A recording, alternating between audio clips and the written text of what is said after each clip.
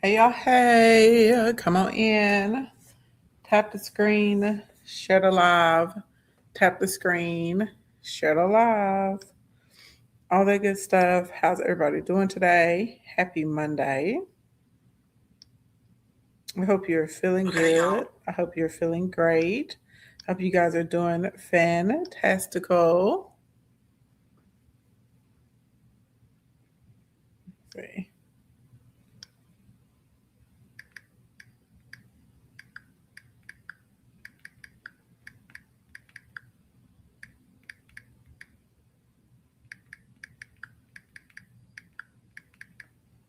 Did y'all have a good weekend? Yes, no, maybe so.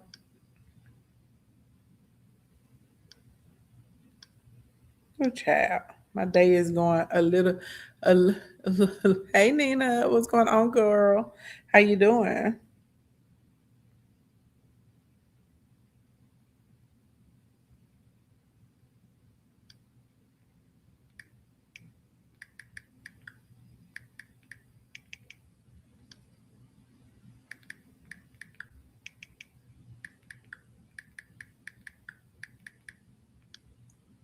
Let's see. You ready for the week? That's what I want to hear, girl.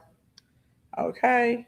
I'm about to be ready for the week. I mean, I am. I just, chat, just got trying to get caught up. Okay. And then I had like a very, very nice birthday weekend. Okay. Shout out to love in your life. Okay. Um, hey, hey, hey. Let's see. How do I get this to disappear? Get that out of the way. There we go. Okay. So, y'all know the drill. I need y'all to help, share, and invite, and all that good stuff. Tap, tap, tap. Tappity tap, tap, tap. Whap, whap, whap. And what we're going to do today, hey, Glorious Vlogs, what's going on, love? I don't know if I'm going to have enough time to get back on for a second time today. So we're going to go through the news and then I want to give you some guys instructions on how to build your followers because a lot of you guys have decided that you do, want to move forward with becoming an affiliate and getting into the TikTok shop program in order to make money. And a lot of y'all are like, you're struggling with being able to get to the 5,000 follower mark. So I'm basically going to run through the cheat code today when we get through with news. And if I hopefully, hey, Veve, hey, Veve, hey, Veve, hey, Notes and Music, thank you, love. Hopefully I can pop back on today and I can get like very detailed and we'll have time for Q&A just about that. Thank you for my market loves, baby. But if not, I'll pop back on tomorrow. Okay. Um, Thank you for my heart me's. Thank you for my mark of loves, baby. Thank you. Notes and music. Thank you for my mark of love as well. So y'all do me a favor, housekeeping. Everybody tap the screen and share. We're going to go through news. We're going to work a little backwards. So we're going to start with like your important or breaking news for today, and then we'll go through some other things that have happened this weekend, if that makes sense. Thank you for the housekeeping, my love. Thank you for the mark of love, Glorious Locks, and thank you for everybody who sent me birthday wishes. Oh, can y'all do me a favor and give me housekeeping, please? Housekeeping, so I can test my delay. Thank you very much. If you guys could do that, I would greatly appreciate you.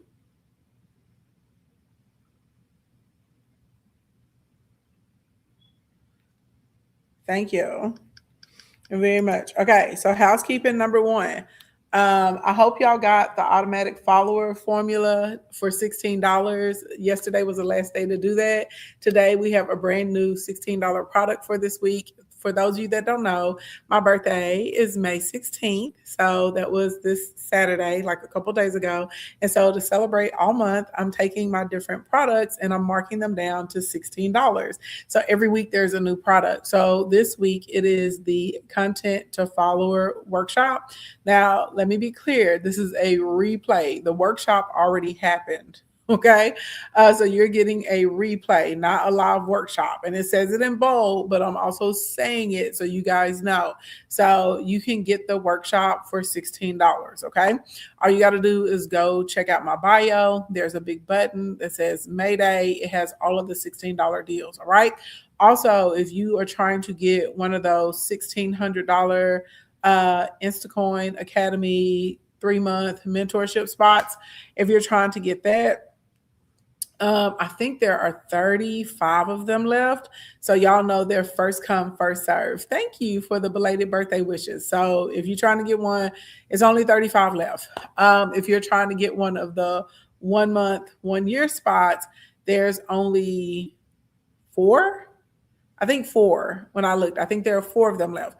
Only okay, so there's only 4 of those left. So first come, first serve. All right. Do what you will with that information. All right. Everybody picking up what I'm putting down. If you're trying to get the KE cohort spot, it's only 1. So yeah, so that is that. Everybody got it? Y'all picking up what I'm putting down? And again, when y'all go to my bio, you'll see all of the information there. If you happen to be watching this on Facebook, it says mentorship and courses is what it says. You tap it and it'll take you over and you can see everything that everybody else sees. Now, with that being said, we had the birthday webinar, which was phenomenal. We had a good time. We had a full house. And when it was Q&A time, y'all like packed out. I didn't even know that you could fill up the green room inside of StreamYard. That's how many of y'all were asking questions. It was like, oh, thank you for that, May. That's so pretty, Nina. Thank you. Girl, we had a good time. We were there for like 4 hours and 50 minutes.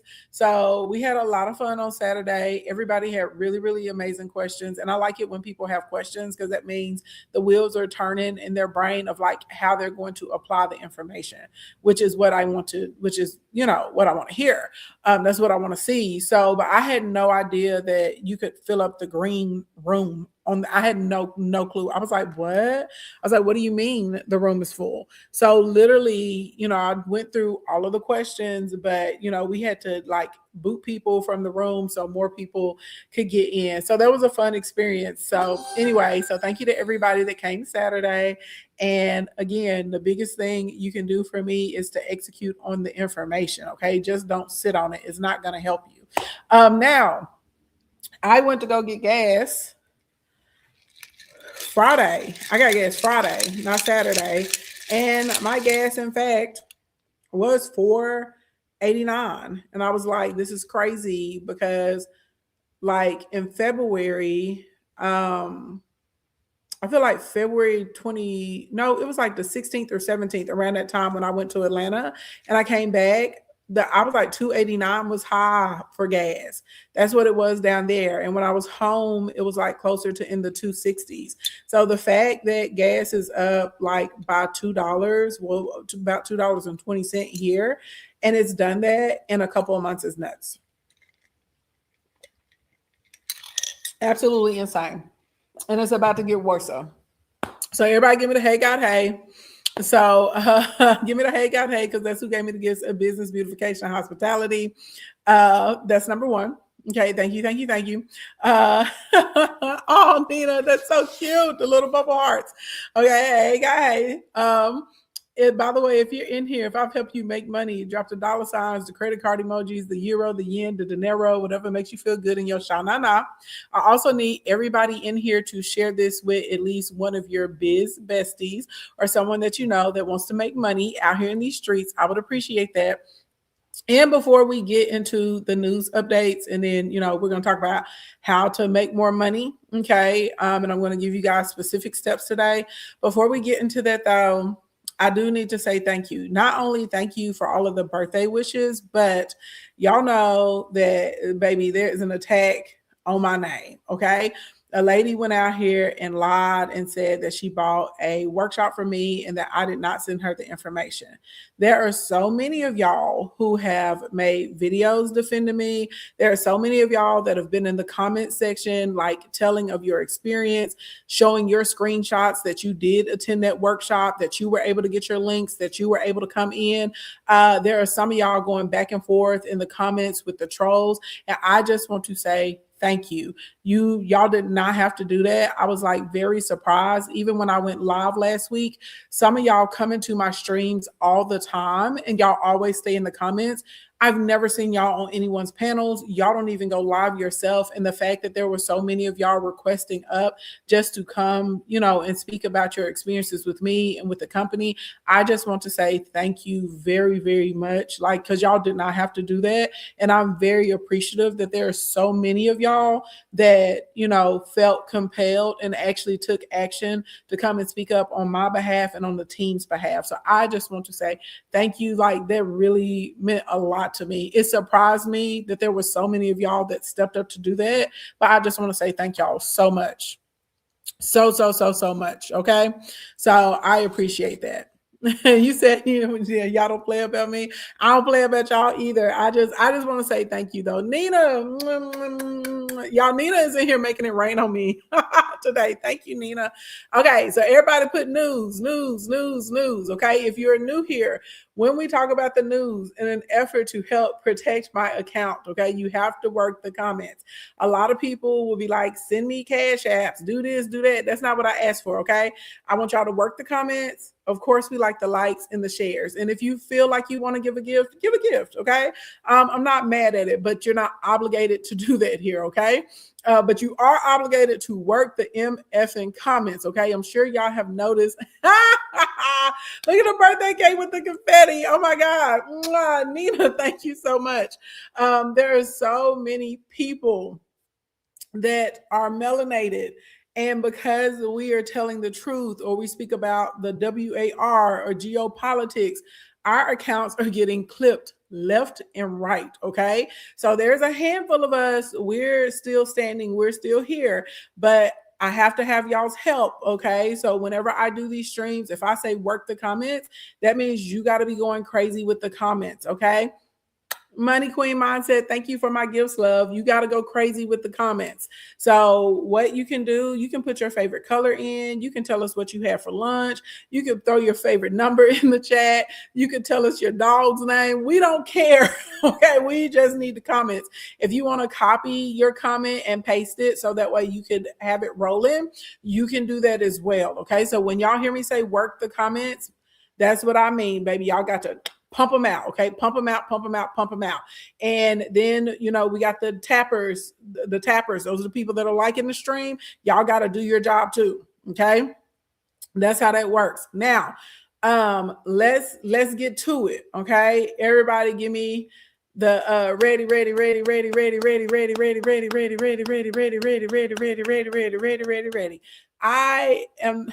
I'm afraid to snap right now. Y'all, my nails, the claws, they're beautiful. They are so beautiful, y'all, but these are dangerous. I was like, I'm going to wear these for my birthday. One, I normally don't wear nails this long, but I was like, it's my birthday. I'm also officially a part of the auntie gang now, okay? And aunties wear leopard, okay? They love leopard, they love cheetah, and I was like, these are cute, right? They look like real claws, like real talons, and they're really sharp in real life. So I ended up cutting my finger. I drew blood. I stabbed myself a couple times. I was like, child. I was like, these are serious. These are weapons. Okay. Weapons out here in these streets. Okay. So yeah.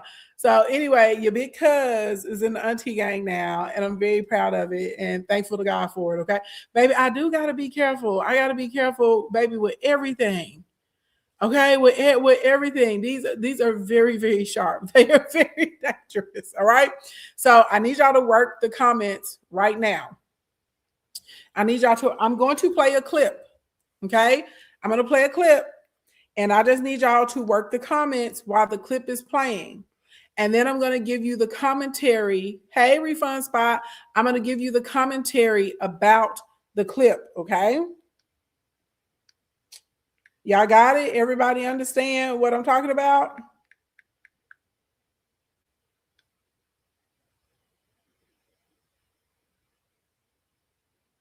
Let's see. So this is Mr. Johnson talking about how Congress needs a raise. Okay. This is what he's talking about in this clip. And it just for fun, does anyone know how much Congress gets paid? Anybody? Does anybody want to guess? Does anyone know how much they get paid currently? And let me be clear. He's been on this crap since last year. They make 174,000. That's right, D Happy, 174,000. The salary of Congress has been frozen since 2009. When you adjust for inflation, a member of Congress today is making 31% less than they made in that year. It goes down every year. And over time, if you stay on this trajectory, you're going to have less qualified people who are willing to make the extreme sacrifice to run for Congress. I mean, it's just people just make a reasonable decision as a family on whether or not they can come and move to Washington, have a residence here, residence at home, and do all the things that are required.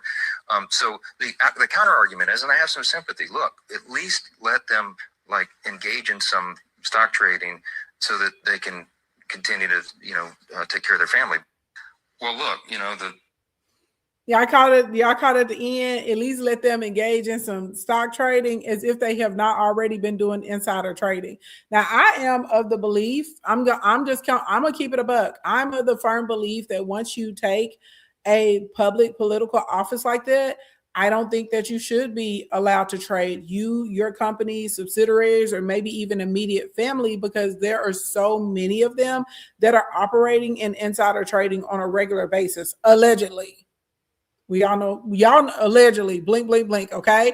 That's number one. Now, this is what is crazy about this. Every time he says this to me, does anybody in here know what minimum wage in America is? Because the last time that they adjusted minimum wage nationally, I do believe was in 2009 as well. Do you guys know what minimum wage is? That's right. $7.25. $7.25. Does anyone know how much buying power someone who earns minimum wage has lost since 2009? Anybody want to guess? Anybody want to guess how much buying power you have lost if you're a minimum wage earner since 2009? A lot is the correct answer. 54%. 54%. This is insane. I want y'all to keep in mind, on top of your buying power going down, thanks to the war in Iran and the conflict that we have happening with Cuba right now, on top of all of that, people have lost their health insurance. People are losing civil benefits. Civil services. Do y'all realize that last week, and this is due to the big beautiful bill, y'all please keep working the comments, due to that BBB, that people who get disability benefits, if they live in the home with someone else, which most people that have disabilities, they do live with someone else because most of them can't take care of themselves on their own, their benefits were cut off as well. I'm just going to say this, and this is not for argument's sake, baby. I am saying this because this is what it is. To the people that get into my comment section, and I see you on other people's posts, and you're saying, well, people should be hard workers, and they shouldn't be expecting other people to take care of them, and they shouldn't be freeloading on the system. You're an idiot. Number one, when you work in America, they pull your taxes out. There is nothing wrong with us, the citizens, wanting our taxpayer money to go to improving our system and supporting other citizens. Number two, some people are born with disabilities, and sometimes disabilities happen to people. They get into terrible accidents. Okay. They have issues when the government issues certain, vaccines and things and mandates that have to be done, and their bodies don't respond properly to them. Okay. A lot of people, there are some people that are disabled and they work as much as they can. So they may be working a little part-time job, or they're working a sit down or stay at home, depending on what they have happening. Okay. Now there are some people, they get strict, like a heart attack may happen to them. They may get cancer. They may develop lupus, MS. There are so many different things that can happen to people. They can get in car accidents and become paralyzed. There are multiple things that can happen to people to hinder their ability to be able to earn and work, on top of people that are born with different disabilities.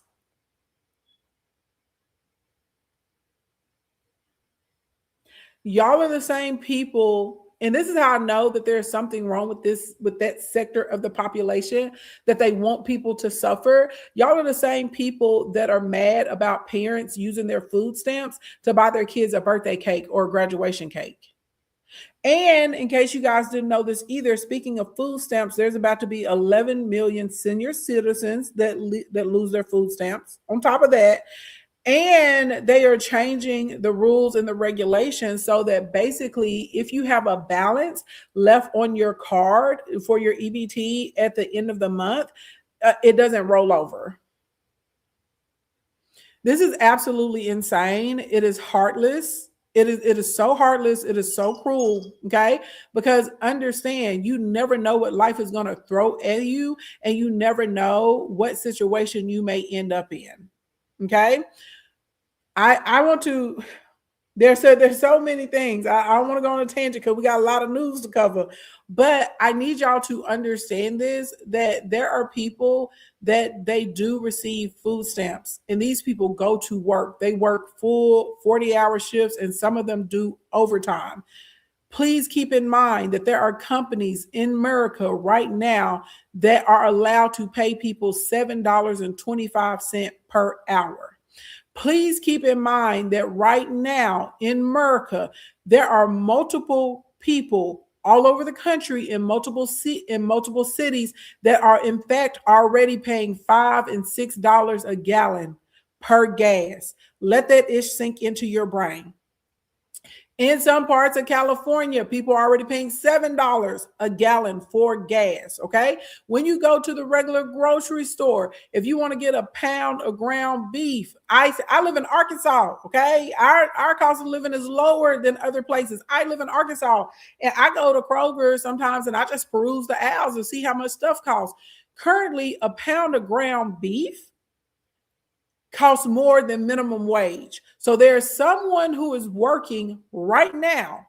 In an hour of their labor, they could not even go into the grocery store and buy a pound of ground beef, much less trying to get a gallon of gas with the ground beef, or trying to go and heavens forbid, they want to get produce and they don't want to buy the chemicals.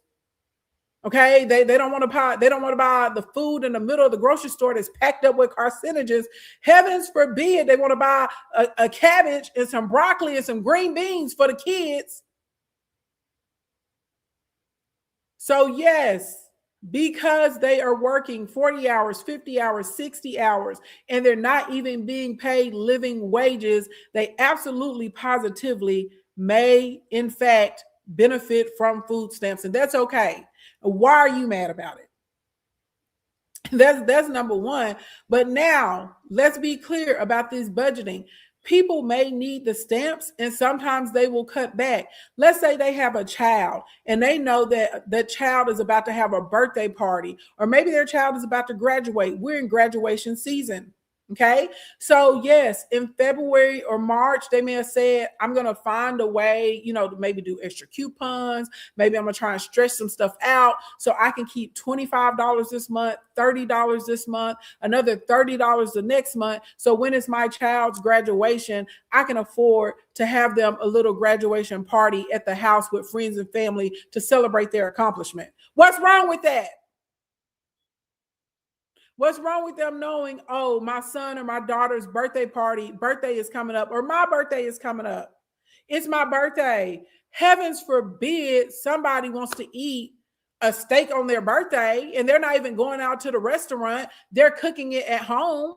Heavens forbid somebody wants a steak and a baked potato and some broccoli and they worked hard and they budgeted so they could save a little $15, a little $20, a little $30 here a month. So what about the holidays? When Easter comes up, when Thanksgiving comes up, when Christmas is coming up, some of these people, they literally are pulling back a little $10, $20, $30 so they can afford to give their family a meal on the holiday.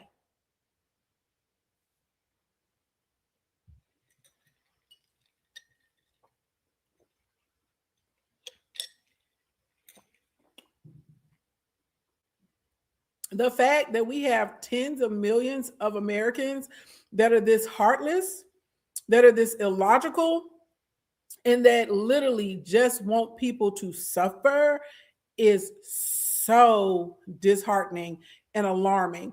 And somewhere in society, there has been a major breakdown. Let me calm down. Let me calm down, okay? Now, let's continue on, okay? Now, outside of a cherub face Mike Johnson getting out here and petitioning for Congress to get paid more because they haven't had a pay increase since 2009 and not petitioning for the American people to get paid more. The numbers have now officially come out. And at this point in time, inflation in America is outpacing the rate of your average wage in America. Do y'all remember maybe like a month ago, I started talking to y'all about stagflation and telling y'all that we were heading to stagflation? Congratulations, we're here.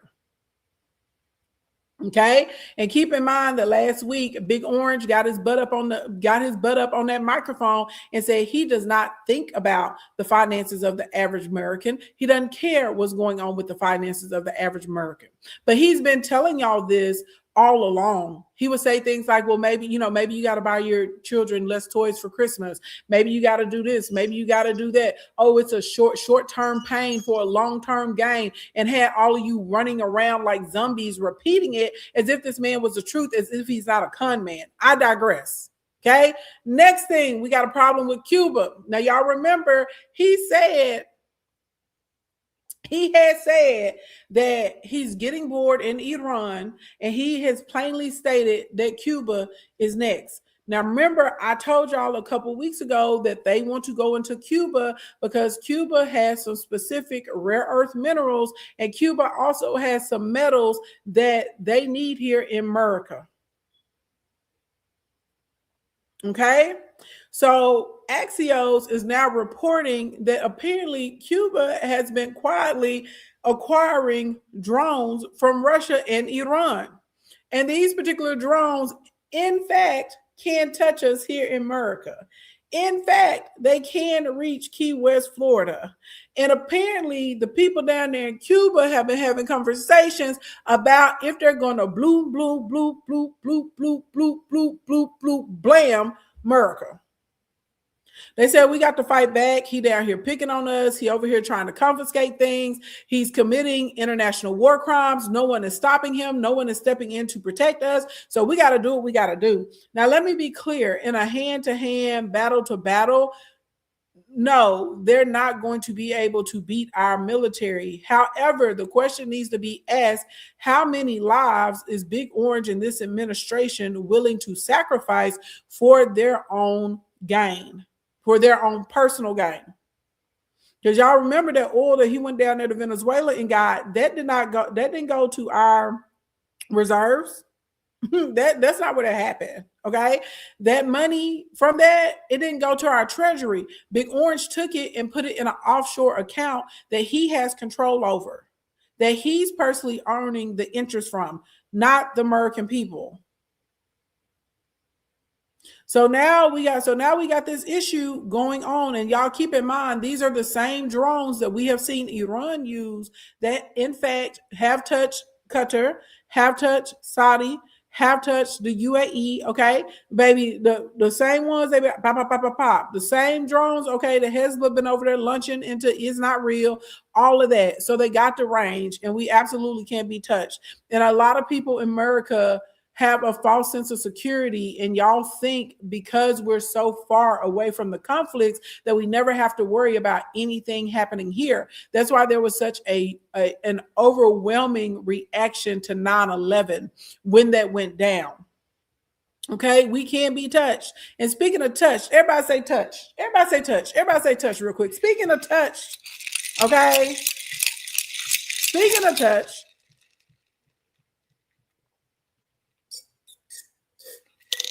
oh, and concerning this situation in Cuba, America has absolutely positively been moving more troops down to Florida because they're trying to get ready for a ground invasion. Stick that in your pipe hole, okay? Now, speaking of touch, big child to the Mr. Xi Jinping, in front of everybody. Y'all know America went over there, Big Orange and them, Big Orange and the multi-billionaires and the trillionaires, they all got on jets and they went over to Big Child to have this summit and basically to beg Xi Jinping for these rare earth minerals, okay, that a lot of the corporations here in America need, okay? And so inside of the summit, Big Xi Jinping, he got up there and he talked to Big Orange about basically, typically when you have two very powerful nations and one of the nations is rising and one of the nations is falling, that typically they end up having a battle with one another and the rising nation wins the battle. And that he hopes that this is not the trap that Big Child to the America fall into. Okay? And y'all know what Big Orange said during that meeting? Nothing. And we all know he loved to bump his gums. He said nothing. He got on mute, okay? He got on mute. Part of the reason he didn't say anything because I know he did not understand what Xi Jinping was saying at the time. And so once they explained it to him, Big Orange then got on Truth Social, and that's when he started spewing out all that stuff about, well, America is falling. It was failing under Biden. But now that I'm here, America is hot and she's that girl again, and everybody wants to slice America. Lies, okay? Now, the best way, y'all know, America has been talking and sending weapons to Taiwan for a very, very long time. Okay? China, the best way I can describe y'all the relationship between China and Taiwan is like the relationship between America and Puerto Rico. Okay? Puerto Rico is a territory, but Puerto Ricans are their own people. Okay, they have their own culture, own flags, own everything, and the people of Puerto Rico have been asking for their independence for a very long time. Okay,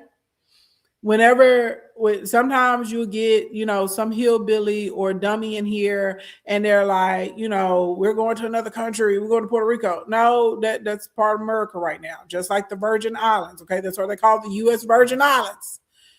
I digress. Okay, so America is supposed to be, and this was bipartisan, the Dems and the Republicans both signed on to this to basically send $141 million weapons package over to Taiwan. Okay, now remember, America was also supposed to have some THAAD systems down around there as well. Okay.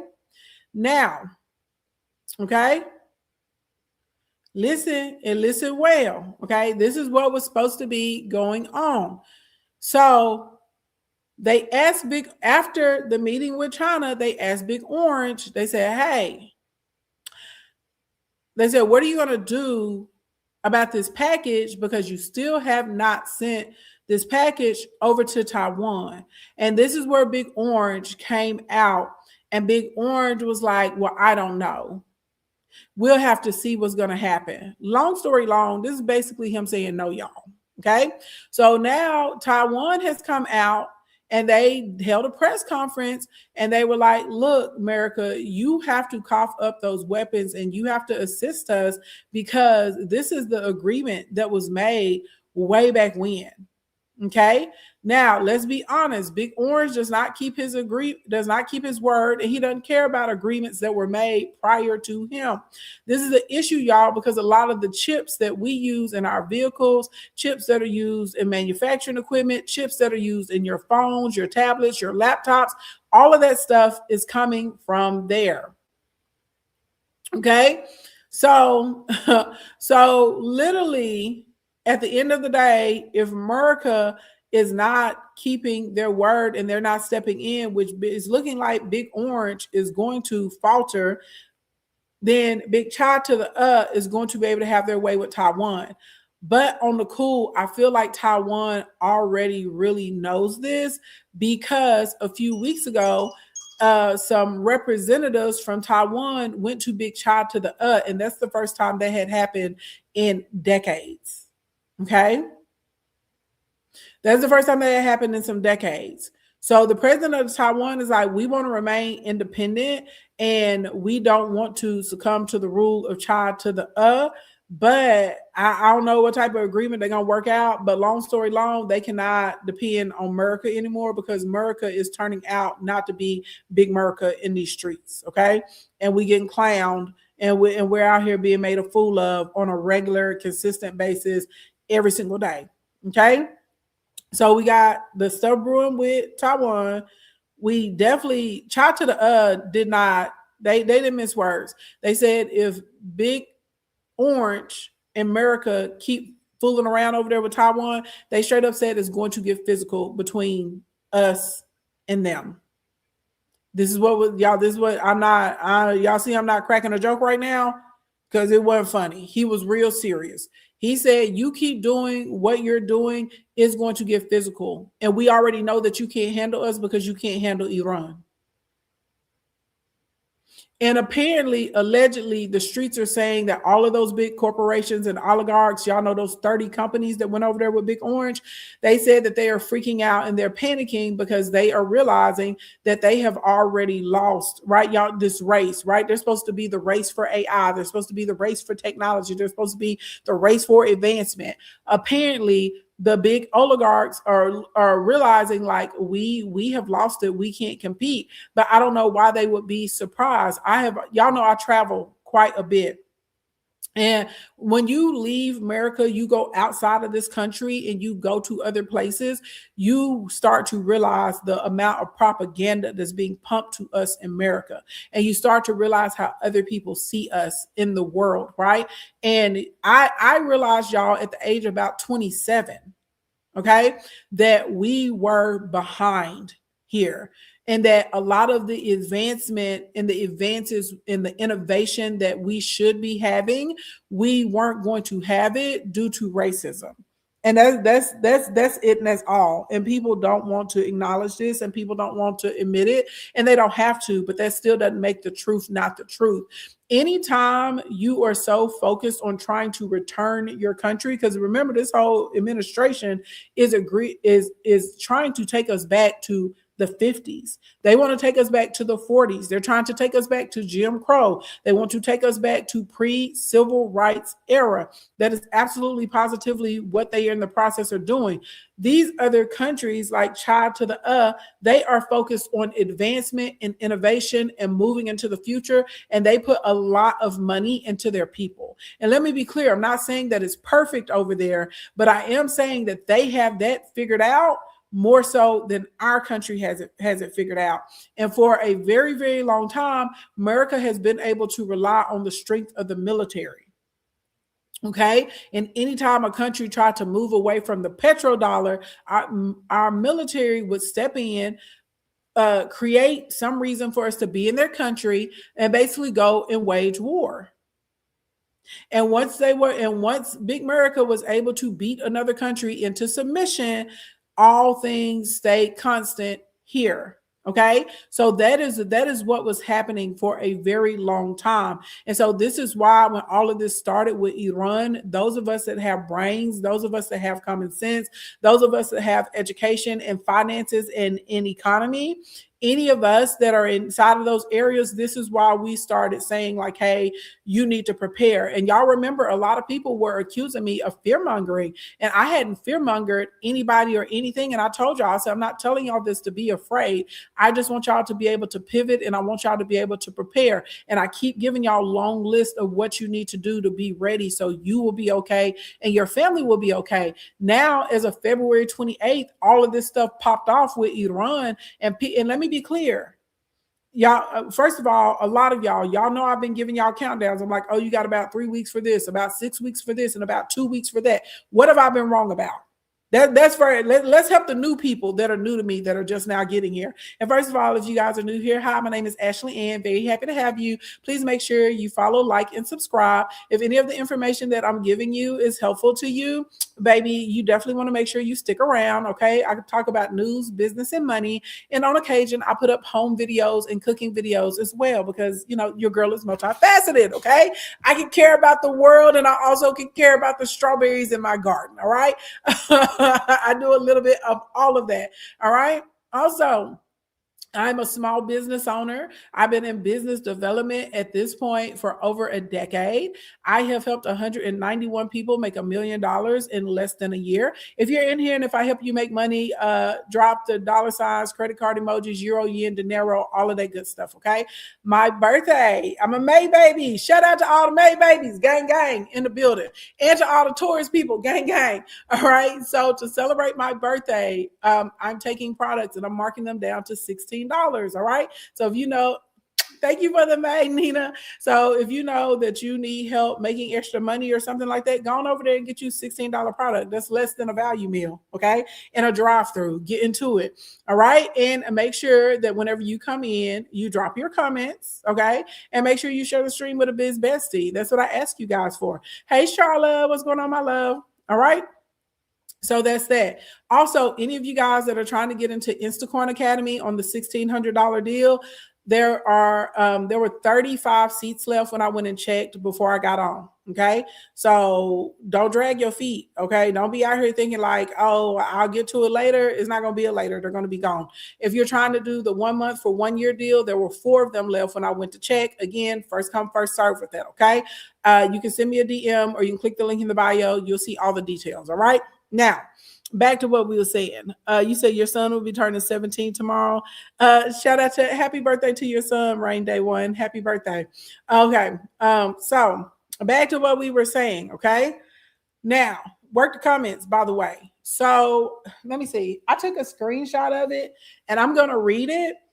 You can find this online, y'all.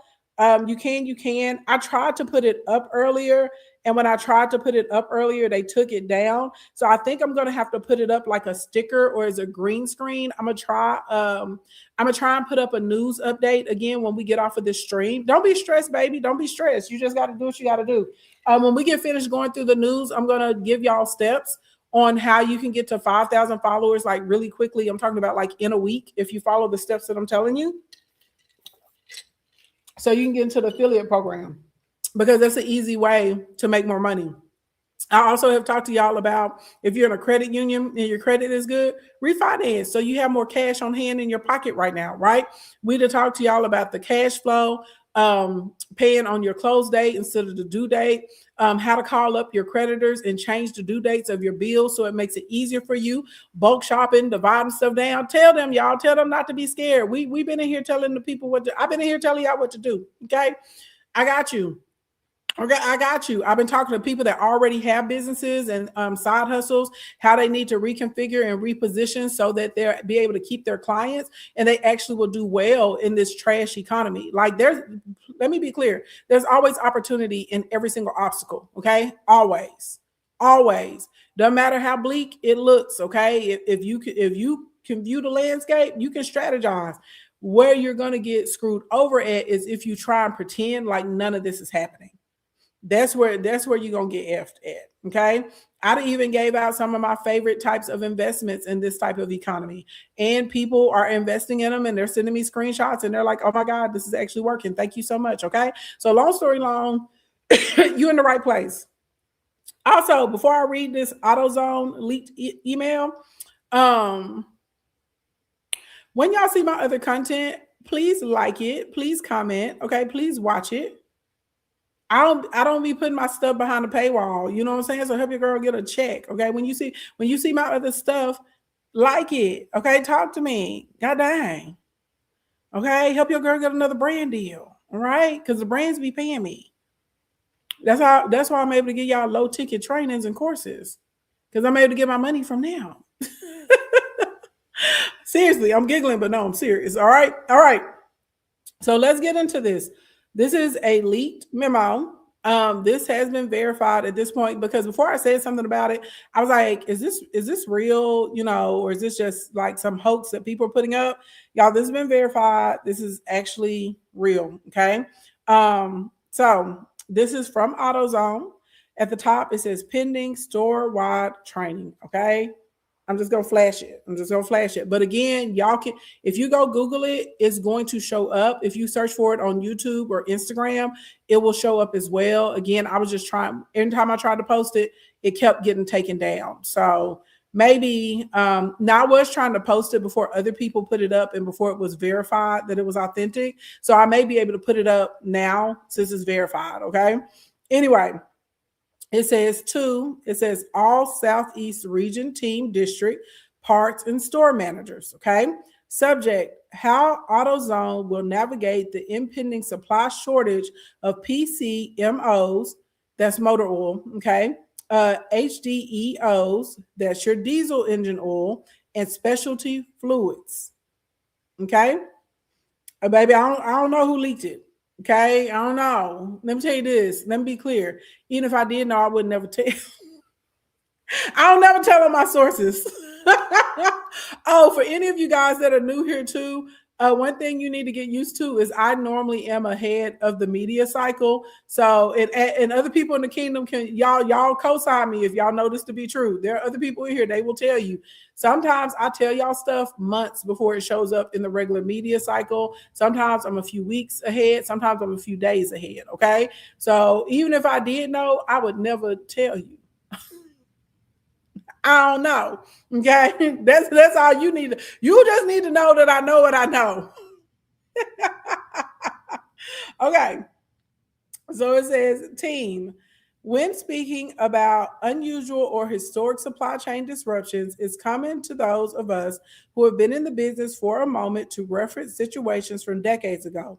But the truth is, if you've been with us for even a year, you've already worked through one major supplier loss and related rebranding. Okay. If you've been with us for just a bit longer, you've worked through one of the most difficult reshuffling of inventories and changes in sales flow in our company history during COVID. That's why I'm not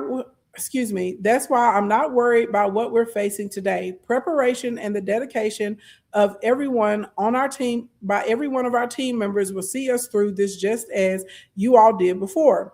So what new challenge are we facing? Question mark. In the interest of total transparency, there's zero benefit in mincing words. Due to the unfolding situation in the Middle East, we are facing the largest supply shortage of lubricating fluids in the modern history of America. Realistic, middle of the road estimate are for our average available supply in this product category to drop by 40%. Baby, this is out of control. Okay. I want y'all to think about this. I want you to think about how many things in America have to touch a truck to get to your store, to your hospital, okay, to your gym, to your neighborhood, to your school. That's number one. I also want you guys not only to think about that, think about your car, your vehicle. I'm talking about your car that you drive like on a day-to-day. Can anybody in here tell me what happens when your car doesn't get an oil change? Can anybody in here tell me what happens when you're driving your car and a little light cuts on and it starts talking about your oil life that's dropped to 40%, 30%, 20%, 4%? That's right, baby. The engine finna cut up. It's finna cut up on you. It's finna lock up on you. It's finna blow up on you. All of that. You finna do some serious damage to your engine.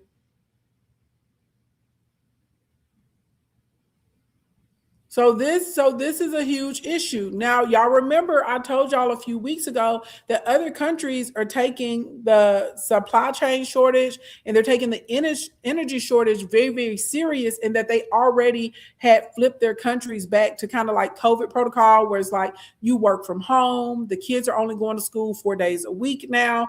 And they're doing like virtual classes and courses and stuff like that, right? That they're already getting people prepared because they don't know how long this is going to last, but they want to be able to ration things out. Listen to me and what I am telling you right now. Okay? Listen to what I am telling you, what I'm telling you right now. Y'all think that we're seeing the effects of what's going on by the Strait of Hormuz being closed right now?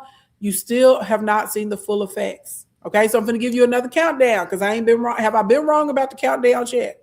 Okay, so I'm going to tell you right now, pretty much in between now and I'm going to say somewhere between the end of June and the first 2 weeks of July, you're about to see another crazy significant increase. That's number one. If they shut down the Bab and Dab Strait, we are cooked. Okay, and they're threatening to shut it down right now because Big Orange. Okay, let's go back to the meeting in China. Okay, to the summit in the Big Cha to the excuse me. Okay, let's go back there.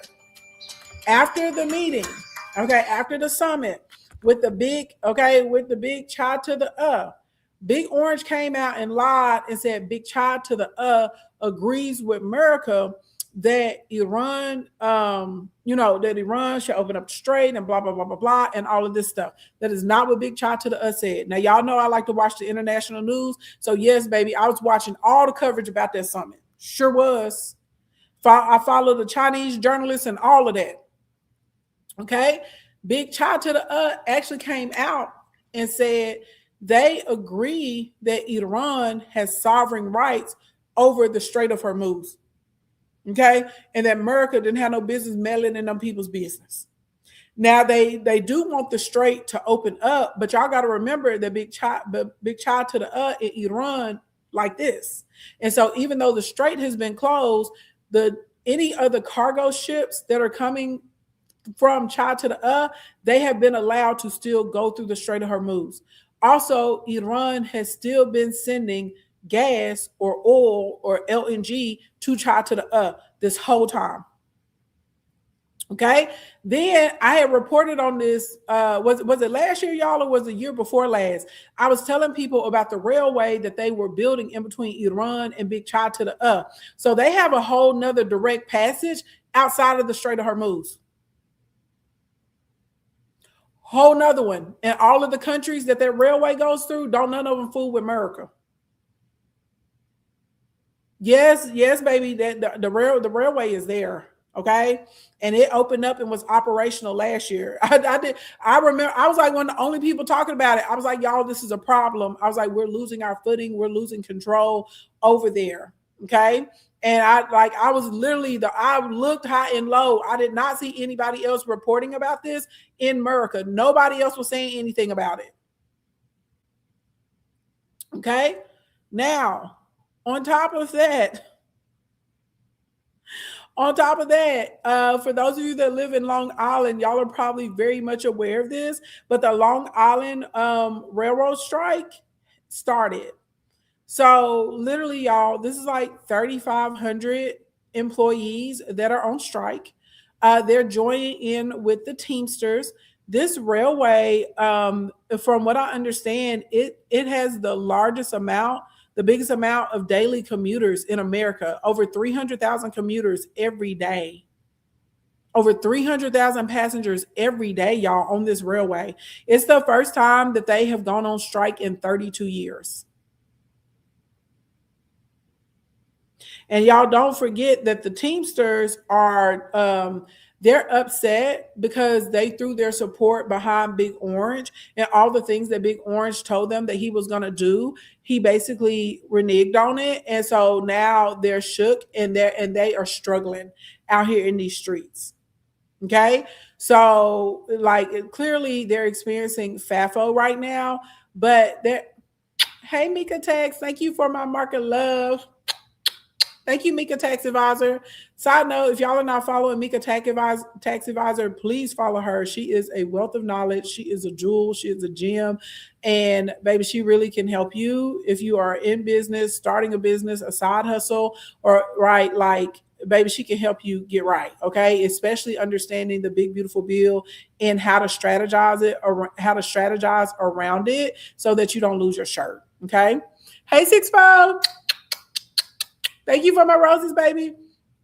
But does that make sense? Everybody picking up what I'm putting down? So these are all the things that are contributing to your prices being higher, okay, being higher than a giraffe's butt. That's what's going on right now. Other quick news. Let's go through this real quick and then let's talk about what y'all want to talk about, which is how we're going to make money. Like I'm talking about in the next 4 to 6 weeks, where you can start making an extra $1,000, $2,000, $3,000 a month. Okay. Other pieces of news. All right. Let's see.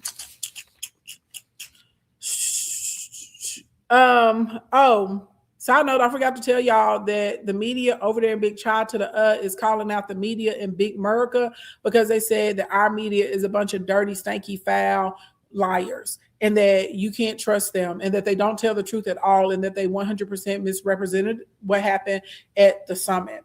Side note, let me tell y'all this too. What was really wild when Big Orange went over there to Child to the he didn't take any strategists with him. He also didn't take any government officials with him. He took the heads of those companies and he took his family. And this was a great mistake. Hey, Kamala, because I do believe if he would have had some strategists with him, especially some strategists that understand Child to the and doing business with them, that absolutely, positively, 100%, he would have picked up a lot of the shady-ish that Xi Jinping was doing to Big Orange. Okay, Xi Jinping was playing all in Big Orange's face, especially when he took Big Orange to see that 400-year-old tree. Blink, blink, blink. Y'all know why he did that? Because big Xi Jinping came out a few months ago, and before all this stuff, before we had got over there in Iran's business, let me be clear, Big Child to the knew what was going to happen because they took all of their people, they gave them all warnings and had them get out the night before Is Not Real, and Big Orange went bloom, bloom, bloom, bloom, bloom on Iran, okay? That's number one. He came out and he said, we are a civilization. We've been around for thousands of years. America is an infant. Y'all ain't even 250 years old yet. Okay? So Big Xi Jinping was like, bro, we got trees older than your country. Been here, gonna be here. Stop playing with me. Don't play with us. This is not what you want. You in dangerous territory, okay? Now, Big Orange then came back and he was like, hey, we're excited because Big Child to the is going to purchase oil from us. Do y'all know that like in 2022, just like 4 years ago, that was considered treason. I'm not even being dramatic. That was considered treason to be selling oil to Big Child to the Keep in mind, Big America, our oil reserves, they're low. And America produces a lightweight oil, okay? We don't have heavy oil to produce diesel. Keep that in mind, okay? keep that in mind, okay? Notes of music, you was wild singing Casanova. There was a bop though, okay? Let's see. Oh, y'all, there's an Ebola breakout, an Ebola outbreak in the Congo. There are 6 Americans apparently that have been affected with Ebola at this time. And unfortunately, the toll is still rising. When I reported on this in Thursday, there were 265. I'm sorry, there were 264 cases of Ebola and 65 had died. Now they are reporting over 300 cases of Ebola and 88 deaths. So that is very unfortunate. And Uganda is reporting that it now has some cases of Ebola, and they believe that it was imported or brought in from the Congo as well. And the World Health Organization, WHO, has come out and they have said that they do think that this is a national alert because this particular strand of Ebola, apparently they don't have a vaccine for it. And they don't have a cure for it. So they're warning everybody to be on the proper protocol because I believe they're trying to just contain it to the area instead of keeping it from spreading all over the globe. Okay. And speaking of spreadation, there is a confirmed case of hantavirus in Canada now as well. I did tell y'all this about that. They are taking our taxpayer money to make a $1.7 billion fund. And so if there's anyone that basically the Oath Boys, the J6ers, the Proud Boys, the Oath Keepers, the Proud Boys, the Klan, all of them, if they feel like they were aggrieved by Joe Biden's Justice Department, they can go into this fund and they can get money. That is insane. Okay. Let's see. They evicted Kristi Noem out of her taxpayer housing. She had been squatting there for 60 days. Y'all remember she got fired. She was still trying to stay in the housing. They finally kicked her out. Big Orange went, not only does he want to be racist here in America, he decided to take his racism across the pond. So he went to a cemetery in Europe and basically demanded that they remove the displays there that were honoring Black veterans, Black soldiers and troops who were fighting during World War II. That is insane, okay? And the fact that people are actually obliging this. Also, it is being reported by Axios that Iran has rebuilt their missile stockpile during the so-called ceasefire. They say Iran was able to re-up with no problem, and that even with this American blockade, that they feel that Iran, at a minimum, okay, not at most, they said at a minimum, baby, they got enough supplies, gas, food, everything they need over there that they can make it for at least 4 months. And they said that's a minimum, okay? So, and also Iran, their legislature is meeting and they are basically trying to they have a bill and they want to turn this bill into law. And so basically it would put a 58.5 million bounty on Big Orange's head. So they were like, if you can take him out, we'll give you $58.5 million. Crazy. Hey, Sparkly DM. Then let's go through the layoffs and then let's talk about making some money. Also, unfortunately, Meta, 8,000 layoffs. Porsche, 500 layoffs. Fidelity, 800 layoffs. PayPal, 4,760 layoffs. Nissan, 900 layoffs. Whitbread, 3,800 layoffs. BioNTech, 1,860 layoffs. Let's see, Canal SA, 2,400 layoffs. Snap, 1,000 layoffs. Disney, another 1,000 layoffs. GM, 1,300 layoffs. Oracle, another 1,000 layoffs. Amazon, 16,000. Starting today. Walmart, another 1,000 there, started last week. Citigroup, another 20,000 layoffs. Cloudflare, 1,100 layoffs. Coinbase, 700 layoffs. Group One Automotive, another 700 layoffs. And y'all, this is not a full comprehensive list. These are just some of the bigger companies. Yeah, baby, I said GM, General Motors. Okay, on top of them having engines that are blowing up right now. Their recalls are crazy. So that's what's going on. So as your big cousin Ashley Ann has been, you said Oracle is updated to 30,000 layoffs? No, Jewel, this is in addition to the 30,000. Yeah, that's why I said another 1,000 with Oracle. This another 1,000 that they announced, that's in addition to the 30,000 that they already started with. Tamala, I talked about the water shortage and the energy shortage. There's going now in Tahoe, there's I think 50,000 residents that are going to be without power because the power company decided that they were going to stop servicing the residents and send it to the data center, which is absolutely insane. Some of these things that people have always said that like I was I guess too strict about, now they're like, oh, you were right, because I personally don't believe. Hold on, y'all. It's oh my gosh. Clearly, if you see me trying to move it, you know I'm awake. That stupid puzzle piece was up. Anyway, I personally think when it comes to services like that, I don't think they should be able to be privately owned.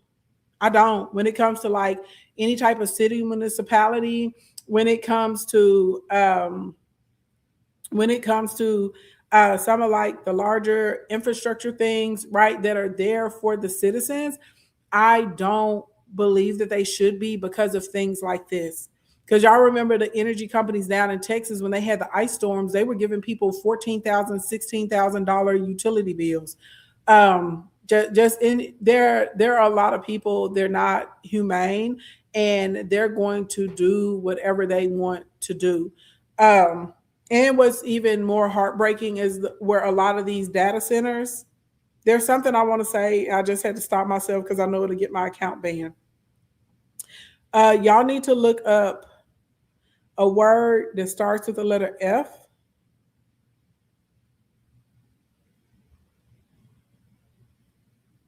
And it's similar to inclusion. Take off the include and take off the include of inclusion and put an F there. That's really what the data centers are. Blink, blink, blank. Allegedly. Allegedly could be conspiracy theory. Yeah. Okay. So let's talk about how to get to this money. Okay. Let's talk about making more money. Yes, Tina. Yes, Tina.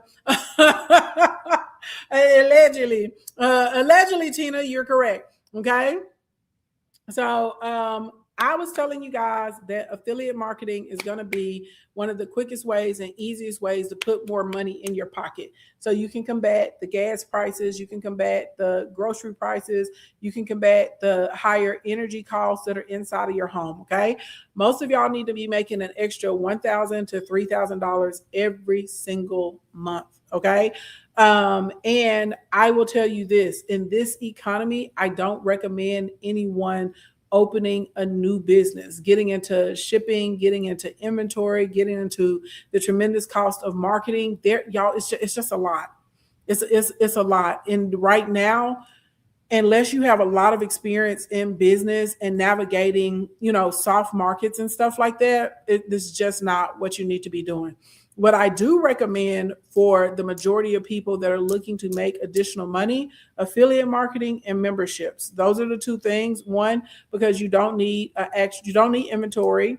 You don't need a brick and mortar business. So that means you're not going to have any of the expenses that come with that, like insurance, lighting, cams, renovations, all that stuff. Okay. Also, you don't have to have a huge customer base. Okay. Now, with affiliate marketing, I normally recommend people getting on TikTok Shop. Okay.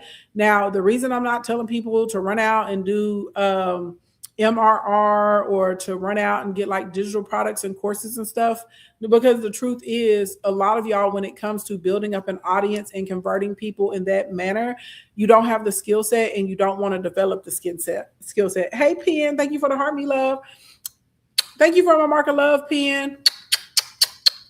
Thank you for all of the market loves, Pen. Y'all picking up what I'm putting down. Please do not be offended by what I'm saying. I'm just keeping it a buck. Okay, what I love about affiliate marketing, specifically affiliate marketing in TikTok Shop, is that you don't have to have the level of skill, and you literally can start monetizing and in under 21 days see money in your account. I know this because, one, I've done it, and not only have I done it, at this point, I've helped a little bit over 100 clients do this. Okay. So when I talk to people about affiliate marketing and getting started, the biggest hurdle that when we do like the workshops and stuff, people understand about, like choosing the niche. When I talk to them about top of funnel, bottom of funnel, middle of funnel, content, frameworking, stuff like that, everybody understands that and they can do that. But a big hindrance or a big hurdle to people starting is being able to get their first 5,000 followers. So what I want to talk to y'all about right now is the 5,000 followers. We'll probably talk about that today and tomorrow. And then the rest of the week will be focused on like your actual content that's going to convert and make you money. Does that make sense? Everybody picking up what I'm putting down? Everybody picking up what I'm putting down? If y'all picking up what I'm putting down, let me know in the chat. Okay. And then if we have some time after this, I'll open up the panel and we can go into Q&A. Okay. And for all of the trolls that were in here, baby, I seen y'all. I'm not ignoring y'all.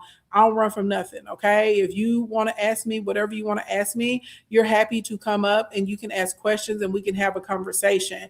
You come in here and you try to accuse me of things, or you come in here slandering my name, slandering my company's name, committing libel on me, baby, temperature check me. I will burn you up. Okay. I don't care. I'm not like these other people. I'm not afraid of y'all. Blink, blink, blink. Okay. I ain't got nothing to hide. Okay. Now, let's talk about getting to this money. All right. Everybody, give me a crown emoji in the chat. All right. Give me a crown emoji in the chat. Okay. Nina said their part, right? Okay. It was for entertainment purposes only. Now, keep in mind, if any of the things that I go through right now, if they help you, if they make light bulbs pop on in your brain, if you're like, dang, that makes a lot of sense, I would highly encourage you to come into my Instacoin Academy. That's a 12-week mentorship. And then we will be able to help you get through this a lot faster. And when you're making mistakes, I can help course correct you. Okay. Okay. Now, the first method I am going to give to you guys is organic. Everybody say organic. Organic, organic, organic, organic, organic. By organic, I mean you're not having to use promote. You're not having to use any ads. This is just you like posting and getting the algorithm to put your content in front of the right people and getting your followers. Excuse me. This is the path, in my opinion, I feel like is the easiest. Well, I'm not going to say the easiest. The easiest is the promotion, but I feel like long-term, you're going to get more benefits doing it organic. Okay. Organically. Sometimes you can do a combination. You know what I'm saying? I have some clients that do a hybrid. They kind of promote and they're putting up the content, but we're going to go organic. Okay. So first thing first, you're going to choose your niche. Okay. Who's the people you want to talk to? That's all that means. Who are the people that we want to talk to? Who are the people that we want to talk to? Who are the people that we want to talk to? Who are the people that we want to talk to? Everybody is not your audience. Everyone is not your client. Okay. We are just looking for people that care about whatever the content is or whatever the offers are that we're going to put out there, right? So let's say you want to talk to moms, and specifically you want to talk to moms who are about to become empty nesters. Or maybe you want to talk to moms who have children who are under the age of 5. Maybe you want to talk to people that want to purchase their first home. Okay. Maybe you want to talk to people that want to be able to be better at negotiating so they can get like higher pay or raises or opportunities. Okay. You better be a period pimp. Right. But we just, who you want to talk to? That's the first thing you need to make up in your mind. You do not have to talk to everyone else. My clients that focus on a specific group, those are the clients that make money. Okay. Number 2, you're going to commit to at least 6 months. A lot of y'all will throw something out there for like a week or 2 weeks, and y'all will turn around and say that it does not work. The devil is a lie. It does work. You just haven't given it a chance to work, and you haven't given it a chance to compound yet. Compounding is a very real thing. Most of my clients, and not just my clients, when y'all see people that are TikTok Shop affiliates and they're talking about how much money they make, y'all ever notice how they're like, oh, my first month, I made $100. My second month, I got to $300. My third month, was $250. Then my fourth month, I made $1,500. My fifth month, I got $6,000. And my sixth month, I made $10,000. Why is that happening? It's because of the compounding. Okay. So when you get a video that makes money, the company is going to reach out to you and they're going to ask you, they're going to say, hey, we really like your video. We would like to put some ad spin behind it. Can you send me the ad code? Okay. As long as that video is making sales, the companies keep putting money behind it. So this is how the compounding works, right? So I always use this example. There's a nail glue that I really, really love. It's called Curve Life. Hey, y'all. And anyway, with Curve Life, literally I was doing so well. Like I think I did like maybe $1,500 in sales or something in like 10 days on nail glue. And that's a lot because the duo pack I think was like $7.98. It was $8. Okay. So literally they were like, hey, your videos are doing really, really well. Let's put some ad money behind them. So literally I have 3 videos from them, and those 3 videos make me like $1,000 every single month. Okay. This is on top of, right? So this is added to my new videos that keep making me money. Okay. Y'all picking up what I'm putting down? If once you get out here and you make a couple sales, the company is going to reach out to you and they're going to say, hey, we like your videos. Can we put some ad money behind them? So when we talk about compounding, that's what we're talking about. Okay. So don't get discouraged if like your first couple months, you're like, oh, I just did $50 or I just did $100 this month. You should give yourself a pat on the back. You did amazing. Okay. We got to have the proper expectations. Okay. But over time, all of those are going to add up. I have another client. She does over $20,000 a month. She sells bras. Why? Because all women have breasts and they're going to need a bra. Okay. I have another client. All she does is plus size clothing. Anytime she sees videos of stuff being promoted on TikTok Shop and there's only like average bodies and by average, I mean straight. I don't mean like average looking. I mean like average size, like, size 8, like straight model. Or she sees slim, like petite, like, size 2, 0, stuff like that in the outfits. She's like, oh, if you wonder what this looks like on a bigger body, I got it. Let's put it on. Okay. She is doing great. I'm talking about over $500,000 a year now. At this point, that's all she does. She don't post nothing else on that page. She just showing you what stuff look like on big women. Okay? Why? Because a lot of big women out there and big women need clothes. And let me be clear before somebody tries to be funny. I'm not excluding myself from the big woman category. I am a big girl. I'm statuesque. Okay, biggest, finest you've ever seen. Okay, biggest, bestest to ever do it. Bling, bling, blank. But y'all understand what I'm saying? Okay, you said Jesus. I am telling you, you need to find some. Hey, it's Tashina. Thank you for my popular vote, baby. You have to find something. Okay. And we want to stick with it. Hey, Daddy Otis, what's going on? You got to find something and you got to stick with it. Don't be all over the place. Okay. And you need to commit to 6 months. Now, somebody say, what's the sauce? What's the sauce? Because I need to tell you the sauce for a soft economy. And then we're going to move on to the next steps. And I will tell you this.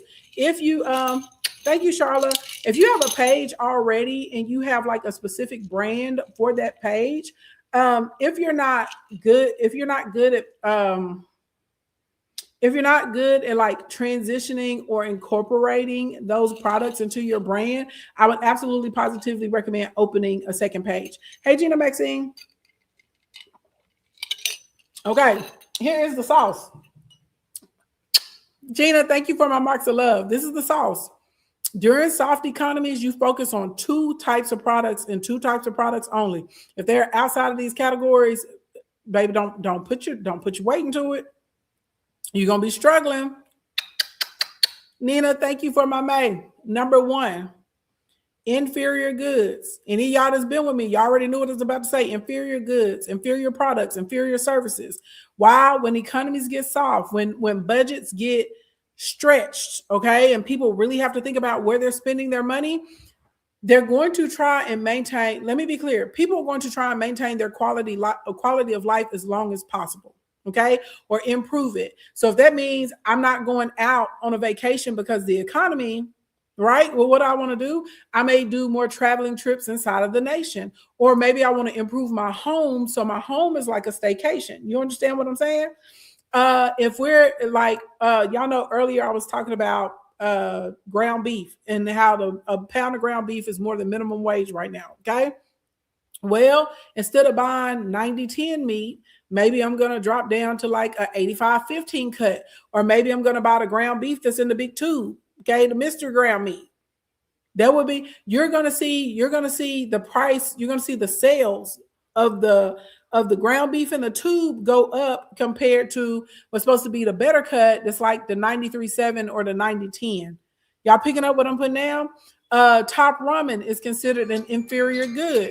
When you get a soft economy, you will see the sales of ramen noodles will go up. Okay, it's an inferior good, right? So my little nails that I have on right now, okay, my little press-ons, these would be considered an inferior good. This is a cheaper alternative to going to the nail shop.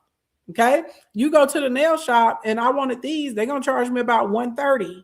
Okay, for the, and baby, and they clean. Okay, they're gonna charge me about $130. The vendor that's selling these right now, they're on sale for $13. And y'all see how thick they are? I can get multiple wears out of these suckers. I can probably get 4 or 5 wears out of these. Okay. So literally, people that are selling press-on nails, you're probably going to do really well right now. Why? Because the press-on nails are an inferior option to the nail shop, right? Literally, you could buy 10 packs of these for the price of one trip to the nail shop. Makes sense? Y'all picking up what I'm putting down? So one, you're looking at what are regular activities that people, these are very sharp. These are crazy. I actually cut myself. Wait, well, it's kind of healing up now, so you can't really see it that much. But right here, y'all see that? I cut myself with the nails. I was like, oh snap. I drew blood and everything. I was like, I got to round the edges. They're so beautiful though. They're so beautiful. But yes, these are dangerous. Like, no, they really hurt you, okay, in real life. I put a post, it's like the last post that's on my page. I put up a post and I put the orange cart there. So and they have shorter ones. I just was being extra. I was like, it's my birthday, I want to be a little extra. So anyway, focus. Let me get focused, okay? So, Andy is. We had to be very careful this weekend. Very careful this weekend. Anyways, all right. So listen, okay? You're going to look at what are people doing on a regular basis, okay? Regular basis stuff. Do they go get a pedicure? Do they get a manicure? Do they go spend $300 to get their wig installed? I don't know. Whatever they're doing on a regular basis, we're going to look at that. Are there DIY versions that we can find, that we can promote, or that we can show the audience? Okay. All right. Right. The next thing, you're going to look at essential goods and services and products. That's number 2. This is the 2 on the sauce. So remember, I told you I had a client that she sells bras. Well, most women that have breasts are going to need a bra. You can't escape it. Okay. So most women are going to consider the bra an essential. Okay. A lot of men would probably even consider the bra as an essential, right? They're not going to be like, oh, you can't have a bra to their daughter. I'm sure most men wouldn't want their wives walking outside, just titties everywhere. I'm sure that's not what they want going on, right? So most people would say the bra indeed is an essential. So this is what I mean when I talk about essential goods, products, services, okay? Underwear, boxers, essential. Your toothpaste, right? Or I use those no BS tabs, but right, your toothpaste, you know what I'm saying? That's going to be considered an essential. A toothbrush, right? That's going to be considered an essential. Products that are supposed to help the health of your teeth, because maybe somebody can't afford dental insurance right now. So they're going to be interested in that. Yes, toilet paper. People will see that as an essential. Okay. Does that make sense? Y'all picking up what I'm putting down? So we're looking at inferior goods, services, and products, or essential goods, services, and products. Because people are still, right, they're still going to shop. They're still going to spend money. They're just going to spend it in a different way. Sanitary products, notes and music, excellent one, right? Any woman that menstruates, she's gonna need those sanitary products, okay? Your body care products, right? If we're looking at like soaps, towels, mouthwashes, okay, any of your hygiene stuff, the lotion, okay. Well, some of y'all just be walking around ashy. I don't know what that's about, but for the rest of us to put on lotion, yes, deodorant. There you go, y'all getting it, okay. And let me oil for your scalp, okay, all of those types of things. So when I tell people that there's a ton of stuff that you can promote that you will get a lot of sales on, because people are like, I need that on a regular basis, okay. So if there's a deodorant and it smells really good, or maybe there's a deodorant and it'll clear up the hyperpigmentation like underneath your armpits or something like that, boom, people are going to be like, yes, let me get that, okay? Let me get that. So we're looking for inferior and we're looking for essential, okay? If you got a house, you need to vacuum or you got to mop your floor. Y'all see what I'm saying? So you may not sell the vacuum or you may not sell the mop, but maybe you're going to find the solution, right, that you're going to use to clean the floors with. Y'all picking up what I'm putting down? So, and don't worry about it being overly saturated. It's not going to be. Everybody in TikTok doesn't listen to me or follow me. Everybody in TikTok is not here getting this information. You're here getting this information.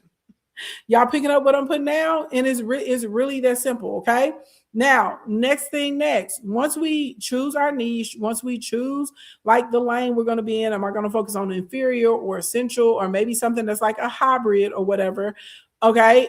And you're figuring out the audience of people you want to talk to. I want to talk to working moms or working dads. I want to talk to, I want to talk to the first time home buyers. I want to talk to people that got to rebuild their credit. I don't know. You talk to whoever you want to talk to. Okay. That's your business for your audience. Okay. Now you are then going to figure out what is a series that you can post. And I'm talking about every day. Okay. I'm talking about like day 1, a jumping rope for 5 minutes. Day 2, of jumping rope every day for 5 minutes. Day 3, jumping rope. I'm trying to lose 20 pounds and I was told jumping rope is the best way to do it, or I can't afford my gym membership anymore, but I could afford this jump rope. So I bought this rope and a mat and it's every day. Okay. That's when I say it's, and it doesn't have to be complicated. Okay. It doesn't have to be complicated, like super simple, repetitive stuff. Day 1 of cooking every day. I was spending too much money on DoorDash, so I decided I'm gonna start cooking every day. Okay, here's day 2, day 3, day 4 of cooking every day. Okay, day 1, I eat a can of beans every day because I want to see the health benefits. Okay, whatever, y'all. Okay, and you can sell anything. There's a lady, her name is Tony, and she does the 10 fish. She talks about how much she loves sardines, y'all, and she's always eating 10 fish. This woman is blowing up and becoming famous for 10 fish and having beautiful skin.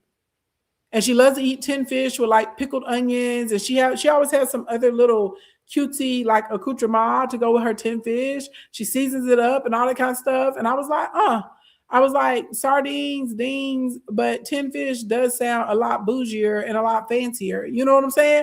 And there are hundreds of thousands of people that like love her down and love her content, and they're eating Fish Wife because Tony eats Fish Wife. Okay, and she gets on camera eating her fish and making sardine recipes. So when I say you can do anything, you can do anything, okay? Don't complicate it. There's nothing too simple. There's nothing too simple. Y'all understand? Her name is Tony. I can't think of her handle name, but if you put in Tony and 10 fish, I promise she'll pop right up. She brown skin. She looks like a model. She wears like long hair. She has really, really beautiful buttery skin. She's chocolate, and baby, she just be at the table cracking open her 10 fish, having her a good old time, eating her snacks. So I'm saying all of this to say it can be anything. Okay. Now, once you figure out what your daily challenge like, and when I say daily challenge or daily series, this is again just what you're gonna do every day, what you're gonna post about every day. Oh, y'all, hold on, let me get a charger. Don't go nowhere. Y'all work the comments because they get mad when I'm out the screen. I gotta get a charger though.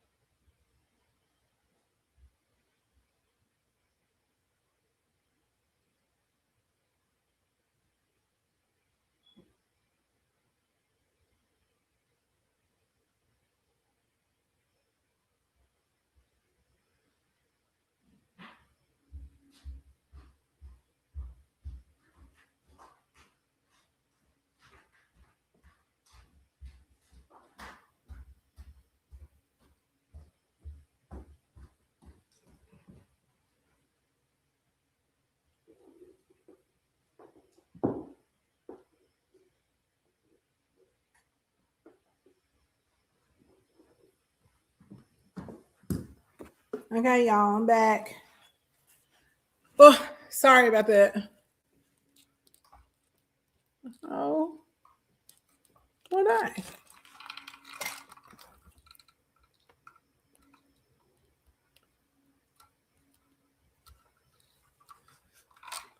Okay.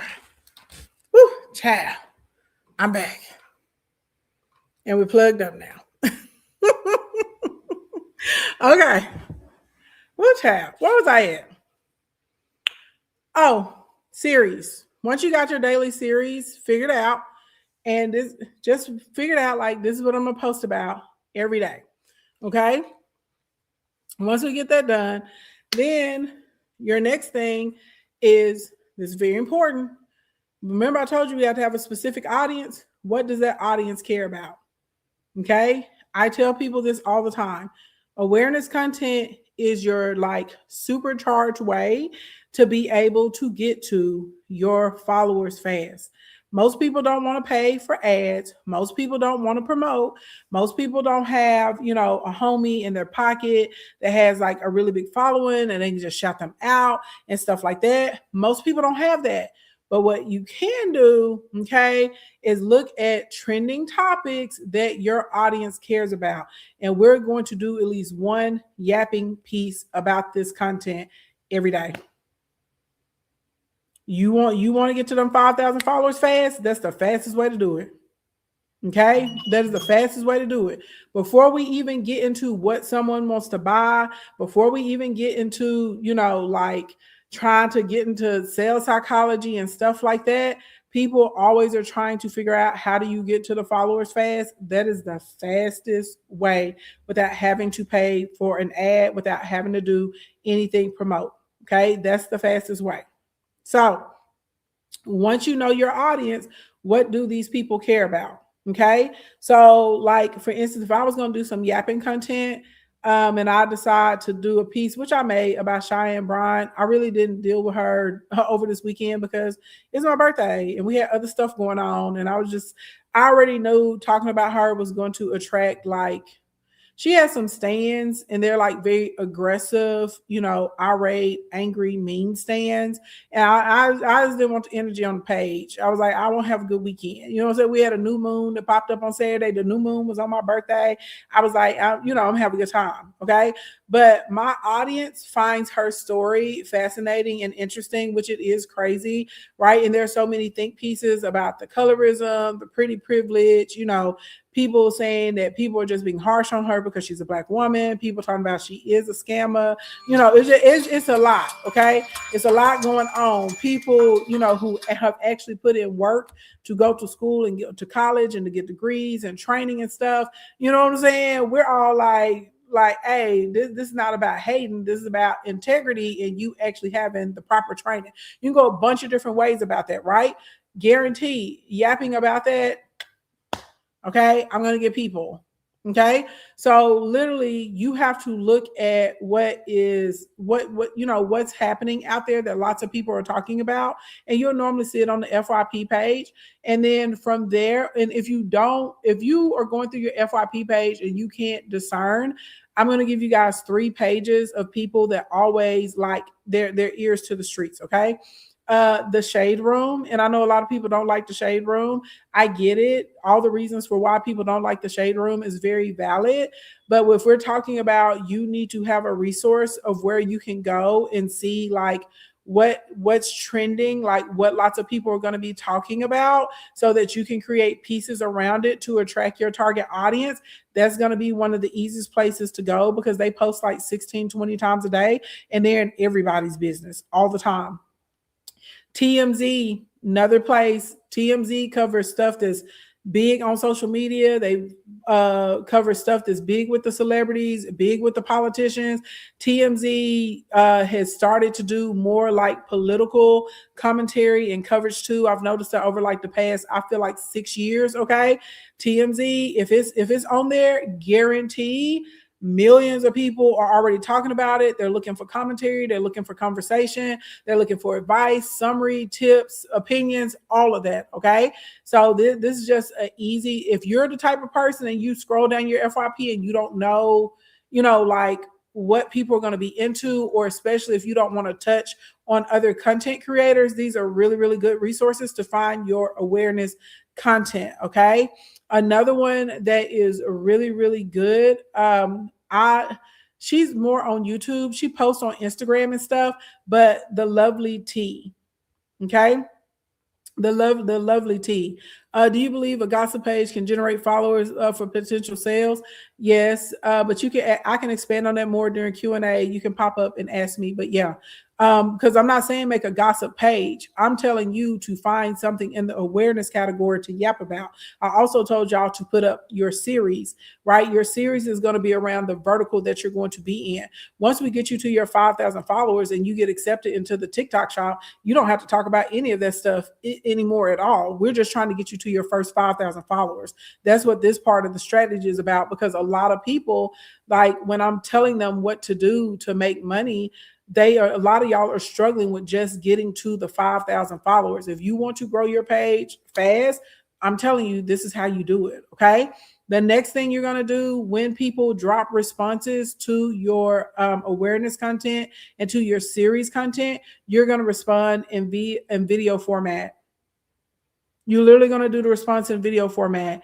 That again, that's going to help you grow like really, really quickly. And if you want to post 4 times a day. People like to argue with me about this. You know what I'm saying? I don't really care. I don't really care, okay, or whatever what they want to argue about. I'm telling you what works, okay. I'm not telling you anything in theory. I'm telling you everything that is proven. We have multiple clients that have been doing it and doing it well for a long time, okay. So you're gonna figure out what the series is gonna be, right? So if you're jumping rope, meal prepping, cooking from home, cleaning the house, making flowers for yourself, whatever, okay. I just want to do stuff that makes me happy. Whatever the series is that particular audience of people is going to be interested in, then you're going to couple it with the awareness content, right? And the reason we have to do a series, because for a lot of y'all, once you get to your 5,000 followers, 10,000 followers, whatever you want, you finna drop off on the awareness content. You're not going to care about that anymore, right? So we're doing that so we can be able to grow quickly. And remember, the awareness content has to be something that your ideal audience would care about. If your ideal audience is not going to care about it, that you're not going to attract any buyers. You see what I'm saying? Because now you just got the followers, but you can get anybody that would buy anything from you. Okay, so it has to meet that criteria. And then we're doing the video responses, and we're posting 4 times a day. Okay, and your video responses do count as one of your 4 posts. So if you did the series and you get comments, and you do the awareness and you get comments, and you respond to both of those, bada boom, bada bang, you hit your 4 posts that day. Thank you so much, Empress. Thank you, love. Okay, now that's the easiest way to do it. Now, if you want to be an overachiever, then you're going to take this information and you're going to put it into Claude. Claude has this thing called Claude browser app that a lot of people don't know about, or if y'all know about it, y'all aren't using it. So you can go into Claude, and what you can do is you can put in the URLs of maybe like 10 or 15 of content creators that you really, really like. Okay. And content creators that are doing well as far as like monetization, right? So you may go look for some of the top TikTok shop affiliates, right? You may look for some of the top salespeople in a specific vertical or area that you're in. What you're going to do is you're going to have Claude analyze their content. And then you're going to ask Claude to make a framework for you. So that way you can start modeling your videos, not copy them, but we're modeling them. So if you notice that they have a hook in 3 seconds, they spend 2 seconds agitating a problem. They spend another 3 seconds doing an explanation, another 2 seconds in agitation, and another 3 seconds in bridge, and then finally transition. Then boom, that's your framework. So now you know how to structure your content. Okay, you don't have to spend much trying to figure it out. You can just have the Claude analyze it for you, so you have the structure on the hooks and on the content. Okay, and now you have a framework. Okay, then after that, you're going to tell Claude about yourself, and then you're going to tell Claude about your ideal client, that audience that I told you to target. After you did that, you're going to put in a couple of your script ideas. You're going to say, hey, this is my product, this is what I'm thinking about as far as content. And you're going to ask Claude, you're going to say, hey, could you rewrite this script, or could you write a script for me so this audience of people would find it attractive? Okay. Now keep in mind with the AI, it lacks emotion or is not connected together. So you're not going to read this script verbatim, piece by piece, word for word. Okay, that's not what you're doing with this script. Instead, you're going to use the script for inspiration. So you're going to be able to look at it and then you're going to put it into your own words. You're going to add your own feeling. So literally, if you're following this format, you're going to find that you're growing really, really quickly. And you should start having people asking you questions that are going to lead to sales, aka leads. So for example, I had posted about these nails and I already knew somebody was going to pop in my comments and they were going to ask me for details on where to get them because they want some, right? So I literally made the video. I didn't tag the product at all. Somebody was like, hey, where did you get those? And then I did a response video to that comment and I tagged the orange card. I sell a lot of stuff by literally putting it out there so somebody can ask me, where did I get it? Or they can say, I want that. Will you share the information with me? And then other people that want it go, woohoo, and they go right over to my carts and they buy stuff. Okay. So literally, this is how you set your page up so that you're able to sell things and people are excited to purchase things from you. Sometimes people will pop in your DM and they'll ask you as well. Okay. Now, if for some reason you don't want to do any of this, I don't know why you wouldn't want to, but if for some reason you don't want to do this, you can always take a couple pieces of content that you have. You can put about $40 behind each one of those pieces of content and you can go to promote and you can promote it and the app will bring you, followers to the page. I will tell you this though, sometimes when people use this promote technique and they haven't put up any other type of content, when they go to apply for the TikTok Shop Creator Program, it doesn't let them in because it says that they have unusual engagement.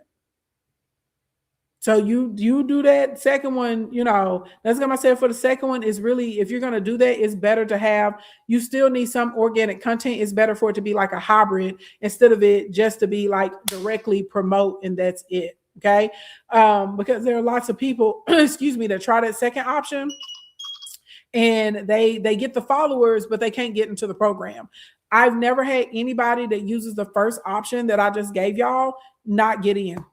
I haven't had it happen. Not saying it couldn't happen. They say never, and there's a first time for everything. So it could happen, but I haven't seen it yet. And we've helped multiple people do this. Okay. Like over 100 people do this. So anyway, that's where I want to stop it for today. Let's get into Q&A. Okay, y'all can ask me anything. Let me get the little queue open up. All you got to do is request up. And if you found any of this information helpful today, I would highly encourage you to join my Instacoin Academy. Again, the $1,600 deal.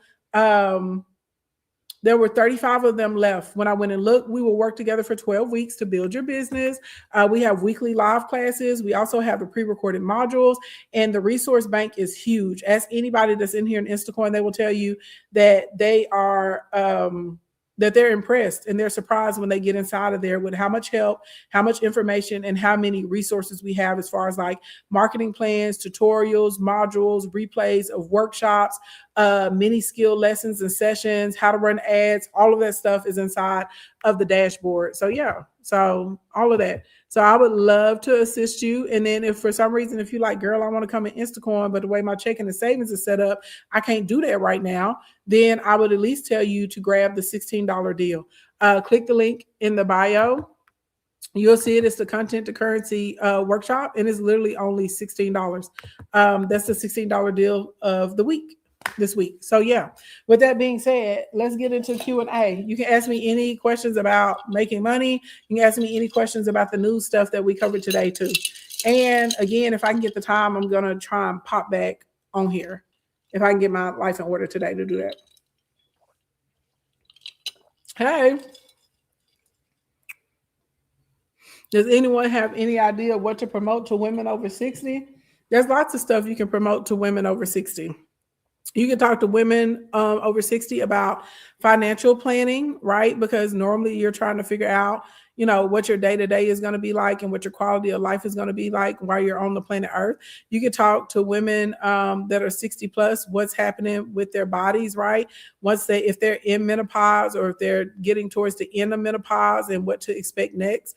You could talk to women that are 60 plus about supplements, flexibility, weights, and moving their body and how to be more healthier. You could talk to women, like there's a lot of things you could talk to women 60 plus about. You could talk to them about activities, right? You can talk to women over 60 about, how they're dealing with their emotions. Because sometimes when you get 60 plus, unfortunately, you start going to a lot of funerals around that age, right? People start getting sick and checking out of here and stuff like that. You can talk to, it's lots. You can talk to women that are 60 plus about their second phase in life or their second career or how they should be taking time to do things that they want to do or things that they're passionate about now. Just think about women that are 60 plus and what they're dealing with on a regular basis. Shoot. Most of the women I know that are over 60, they don't want to be on a bunch of medications and they don't want to be going to the doctor, all the time. I know that for a fact because I have some aunts that are that are in their 60s. You said you just want the straw. Hey, Dr. Tammy. I can't remember where I ordered these from, but I do remember that they come in packs of 6. And they have gold ones and they have silver and they have like pretty iridescent, like rainbow looking ones. I actually wanted the glass straws until I started seeing all those stories about the glass straws chipping and people accidentally swallowing them and having to go to the hospital because the glass was like cutting up their esophagus. Ain't that crazy? Uh-oh. Hey, Ash. Hey. I just want to let you know you like my big cousin. I love you. Oh, I love you too. Hey, cuz. Hey, look, cuz. All right. I'm at work, so I got to go. Thank you. Have a good day at work. All right, you too. All right. Hey, Mo Better. Hey, Ashley. How are you doing? Girl, I'm doing her. I know. I love my little cousins. Oh, that's so sweet. Getting that information. So I have a situation. My situation concerning my current page is that I have almost 4,500 followers. Okay. However, it took me a while to gain those followers, and now I've done a few shops, but I haven't been consistent. Now I'm in a position where I can be consistent. And because I'm off work for having back surgery, I've been, down since February. However, I'm ready to get serious about my page. But when I first started my page, I was just on here being cute, sharing stuff that interests me and having fun. Mm-hmm. And now my situation is most of my followers are men. And I want to know, with the niche that I'm considering is, of course, Gen X. I have a lot of Gen X followers too. And then I want to incorporate, I also have chronic kidney disease. So I want to incorporate that as well as my back surgery and the recovery and things that I can do, exercise, whatever that entails. Do you think that it's too late or too far gone to change the trajectory of my page? Girl, no. Okay. No, you do whatever you feel like. And you don't necessarily have to change the trajectory of your page.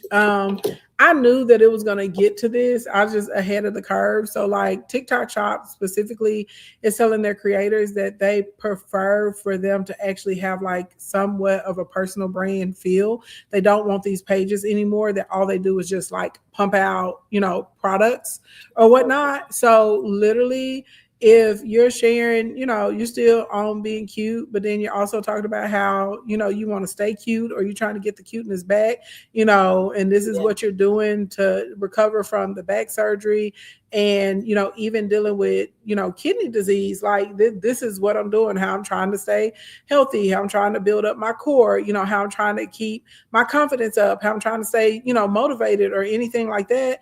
That's really easy content to incorporate into what you already have going on. Okay. Yes. That's what I was thinking. I was just thinking because of the audience that I have, I was just concerned about maybe not having that same support. Yeah, That but makes that's not how TikTok Shop works. So TikTok Shop is interesting because it looks at the content, especially if you're using like SEO, right? So there's like we'll probably talk some more about this maybe tomorrow. But there's like your SEO, right? Keywords, right? So what you're saying in the video and then actually what's written on the screen and what's inside of your description is actually going to determine who they're sending that video to. And a lot of people don't realize that TikTok is not necessarily sending your content to your followers. A lot of it is going out to strangers, right? Unless your followers slide the little bar over, to show content of like who they're following, which most people don't. A lot of your content is going out to strangers on a regular basis. So therefore, if you're talking about, recovering from your back surgery, TikTok would be like, well, here's a whole nother group of people over here that have had back surgeries or about to have back surgeries, or, they're recovering too. Let me put her over here with this particular community. So that's where your SEO comes into place, right? If we are doing a product like you're tagging an orange cart to something, TikTok already knows who has that product in their cart. Okay. And it'll start, especially if you're doing middle of the funnel and bottom of the funnel content, it's going to circulate it to those people automatically. So that, like, what you're worried about is a concern that comes when you're selling your own products and services, not if you're an affiliate marketer for TikTok Shop. Gotcha. Okay, that makes sense. Thank you for breaking that down. Yeah. I just got a kidney tea. I'm sorry. I'm not laughing at you. The little moonwalk shoes showed up on my screen. I looked away. I didn't even see it. Thank you, baby. Yeah, you were talking about serious about your kidney. I want you to think I wasn't laughing at you. The moonwalk shoes just popped up and they made me giggle. Okay. Yeah. But like that kidney tea, if that's something that you take, then absolutely you should be promoting it because it's something that you take, and you're taking it as someone who's dealing with kidney disease, right? Yes. That was the whole goal. So I'm getting on track. So thank you for that. Yeah, you're welcome. No problem. Thank you for asking that because a lot of people don't know how like the algorithm actually works and how it sends out your content. People think I have Gen X brain. I don't be trying to figure out all that stuff. Well, look, girl, if it's coming to monetizing the account, though, yes, you're correct. I'm learning. You need to be figuring it out. Right, I'm figuring it out. That's it. Right, we coming to trying to get this money, trying to get these coins in the account. You got to figure it out now, girl. You can't be like, well, I don't care. No, we got to care at this point because, right, it's a matter of how much money do you get to transfer over, at the end of the week.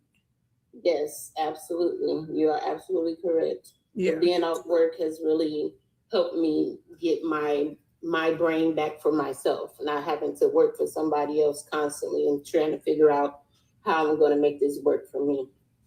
Yeah, even if you were going back to work though, if you get up an hour early, girl, you can get them videos out. You can.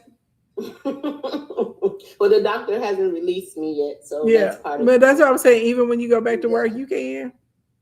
Yes. I don't know if that's even a possibility with the way they're doing these layoffs. So, but I want to work from home. That's what I would rather do. Okay. And they want to accommodate that. So. No, you said they want to accommodate that? Well, yes. They want to accommodate it because my role is one that requires me to be in the office. And I'm not released from the doctor. So I can't go back to the office right now. Well, it sound like you better get that. Sound like you better start getting that money up. Oh yes, absolutely. It's on it. Thank you so much. You're welcome. Good luck with everything and what you're healing. Oh, absolutely. I'm getting better every day. I promise you, I am, and I'm excited about that. Stormy. Walk back together. Oh, I'm sorry. Stormy said, "Look into ADA." ADA. Okay. Yeah, that's what Stormy said in the chat. Okay, thank you, Stormy. Let me find that. I appreciate you all. Appreciate you too, girl. I was asking earlier in the chat, moving back over to politics, if that's okay. Yeah. Did you see or hear anything about what King Charles is doing concerning basically like chip digital identification. Yeah. Do you have any thoughts on it? I can't share my true thoughts without my page getting taken down. Okay. When we get into chips and digitization and tracking citizens, which, let me be clear, I know like pretty much every electronic device with a camera is already watching you and tracking you already. You know what I'm saying? Yeah. I know that's already happening, but for a lot of that stuff, I'm just not here for it. Okay. That's the nicest way I can put it. That's a nice way to say it. Yep. Me neither. Yeah. Nope. That's the nicest way that I could say it. And a lot of times when you look in history, we go back, a lot of times populations give up freedoms in exchange for a comfort or convenience. Mm-hmm. It's especially when they're dealing with things that are like very uncomfortable, right? So for example, when we look at the vid, if what was going on with the vid wasn't happening, you wouldn't have had millions of people lining up and willing to go and get the jab. You see what I'm saying? Like if they just came out and they were like, hey, we have this, but then you need to take it because it's gonna help protect against this. And there's some future stuff, it could or it could not be bad. We don't know, but this is gonna help you. People would have been like, man, whatever, we don't care. But when people started dealing with like the isolation, they started dealing with job loss, when people start dealing with like the mental and emotional instability, when people started seeing people that they know around them, like passing away, like left and right, you're hearing like there's no cure, we can just kind of do the best that we can in the hospital to try and help you, but we really can't, right? Like all this other kind of stuff. Then what do people do? They ran to go and get it. Okay. And I'm not saying that that's a bad thing. I am just saying that a lot of times when you look in history, there's normally some type of large catalyst, and it will push society into accepting things that on a normal basis they would say is not a great idea. Okay. Yeah, really not. And do you think it ties in any way to all of the data centers that they're putting here in the U.S.? No, not necessarily to the ones in the U.S. because there are data centers everywhere, all over the world. They just do them in a better way. So like in Chai to the Right. their centers are clean energy. Like they're using like windmills and solar power and stuff like that to fuel the centers.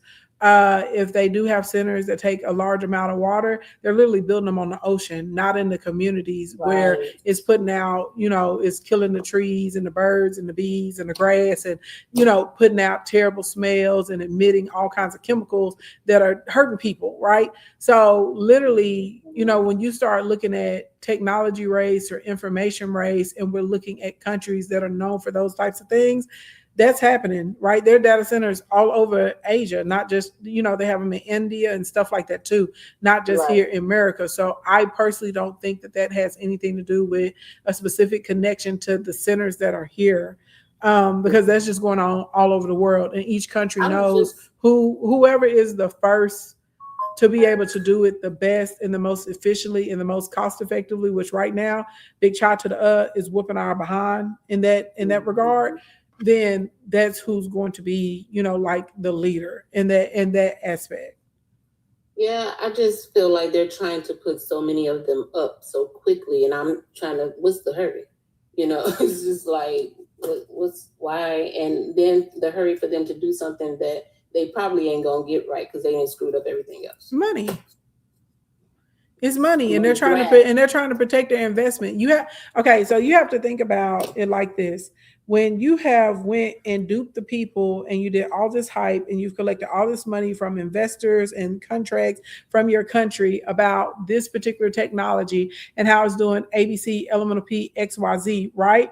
And we need billions of dollars to do this. And then you have countries like in India and big child to the where they come in and they do it for literally a tenth of the price, and they do it better than you through something like a DeepSeek or like a Kimi.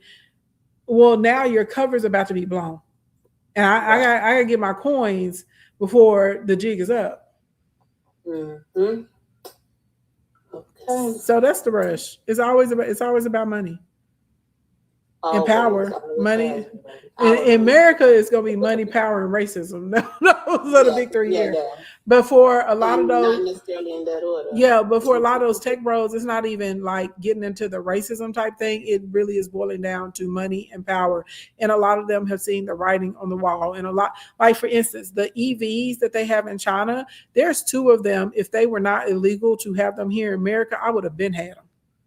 Even they would still have been cheaper and better than any of the EVs I can get here, even having to pay the additional tariffs on them. It would have been worth it for me, and I would have got them and been driving them. Okay, beautiful, beautiful, functional, gorgeous, efficient. Like over there, they have battery charging stations that would charge up your battery in the same amount of time it takes us to fill up a tank of gas. Wow. They're designing EVs so when you drive up to the station, they just pop one battery out and put another battery in, and you keep on going. That's what's up. You see what I'm saying? Like there are so many other things that are happening on other continents and in other countries, but the way our media works here in America, you would never know it. So a lot of Americans are brainwashed to think that we are literally the best at everything and that our way is the right way, and that's just not true. Mm-hmm. And any of us that travel or have traveled on a regular basis to other countries and we see what there is to offer, we all know that's not true, and that there are other ways. And like even they have programs that they're doing over there where they are replanting trees and grass and shrubs in the bush and actually literally cleaning up the air. Cleaning the air, stopping the shoreline right from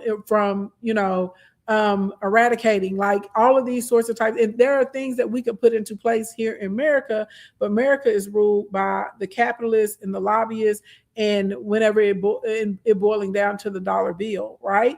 And these are still lucrative avenues, but when you're trying to push the country back to the 50s and the 40s instead of trying to advance the country into the future in the next steps, this is what you get.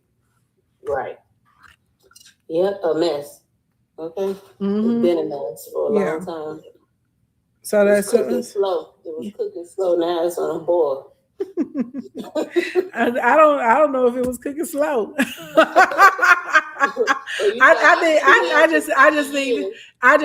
People are just more aware of everything now because there's not a way to ignore it. When you go to the gas pump and it's costing you double to fill up your vehicle than it did 60 days ago. When you go into the grocery store and you're like, you spent an extra $75 and you even remove some things from your regular items from your cart and you don't have as much. Now people are they're going, oh my goodness, when your electric bill for your house or your apartment was normally, let's say $160, $175 to, cool it off or to heat it. And all of a sudden it's jumped up to $275. People are now like, OMG, because there's not a way to ignore it at this point. Exactly. It's hitting everybody. Mm-hmm. That's right. They thought it wasn't going to be them. That's the thing. They always think it's not going to be them. You said when I spent $50 at the grocery store and didn't even get much. Yeah. And you had coupons. Yeah. I walk out of the store with one little bag. I had bought like 4 green apples, 4 red apples, a couple of lemons. This is a couple of weeks ago. That was it. I bought 8 apples and like 2 lemons, and it was like almost $20. Yes. I walked out the store with one bag the other day, and I was like, well, where's the rest of my stuff? I feel so violated, like really, there's something else to pick up, Yeah. Yeah. So, I mean, it'll get to the point, too, where I think people are going to become more aware of how important it is to vote in their local elections. Um, all of them across the board, but a lot of people ignore local elections. And with all of these data centers popping up in these communities, and the community is actively saying, we don't want that here. We're not interested in it. And officials are still like, well, I want this check. So whatever is still happening. I feel like these are the things that are going to make people more aware, because they're looking at literally their air quality changing. They're looking at, I have to now try and relocate. Like, think about anybody that owns a home in that area. Who they gonna sell that house to?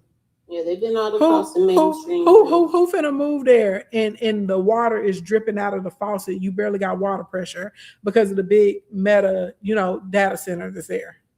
Right. Exactly. And the pollution that comes with it. Mm-hmm. So we already got jacked up water. Right. And I work in the water industry. I work with wastewater engineers. Okay. And I'm asking them, why are you all doing things like this? Yeah. No. They're all Rump supporters. So yeah. There's that. Right. But they're not thinking about the harm. But I'm telling you this, a regular citizen or a kid, that they're a kid right now, right? And they're not old enough to vote, but they remember that their parents went into dire financial straits and situations because they have a house with a mortgage on it, right? They can't get a new house, or they're going to have to let this one go into try and get a new house and let the other one go into foreclosure because I can't find anyone to buy the house because a data center showed up, 5 miles down the road, and now we can't get any water. Nobody has clean air, and everyone is diseased around here. And that kid you see, and it's not just one kid. These are lots of children that are experiencing this right now.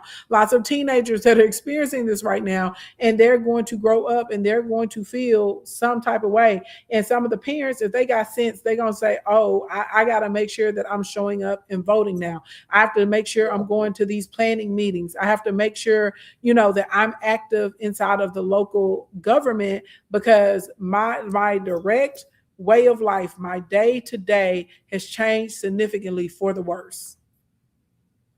Yes. Yeah. Yeah. Because I've gotten lots and lots of comments lately of very, very young people. They're like, I just turned 18, or, I wasn't 18 yet, but I'll be, old enough to vote in this election. I'm seeing people, they're like, I'm 24, I'm 26, I'm going to register to vote for the first time. So people, again, when I say that they're waking up and they're seeing how serious things are and how their life is like literally shattering in front of them. And it's not just them, it's everybody around them. It's me, it's the neighbors, it's the church members, it's my coworkers, if I still got a job, it's the other kids that I go to school with and their parents, and people are saying that they're going to have a reaction. Yes. That's a good way to put it. Fuller 66 said forced to be involved and concerned. Yep. Exactly. Mm-hmm.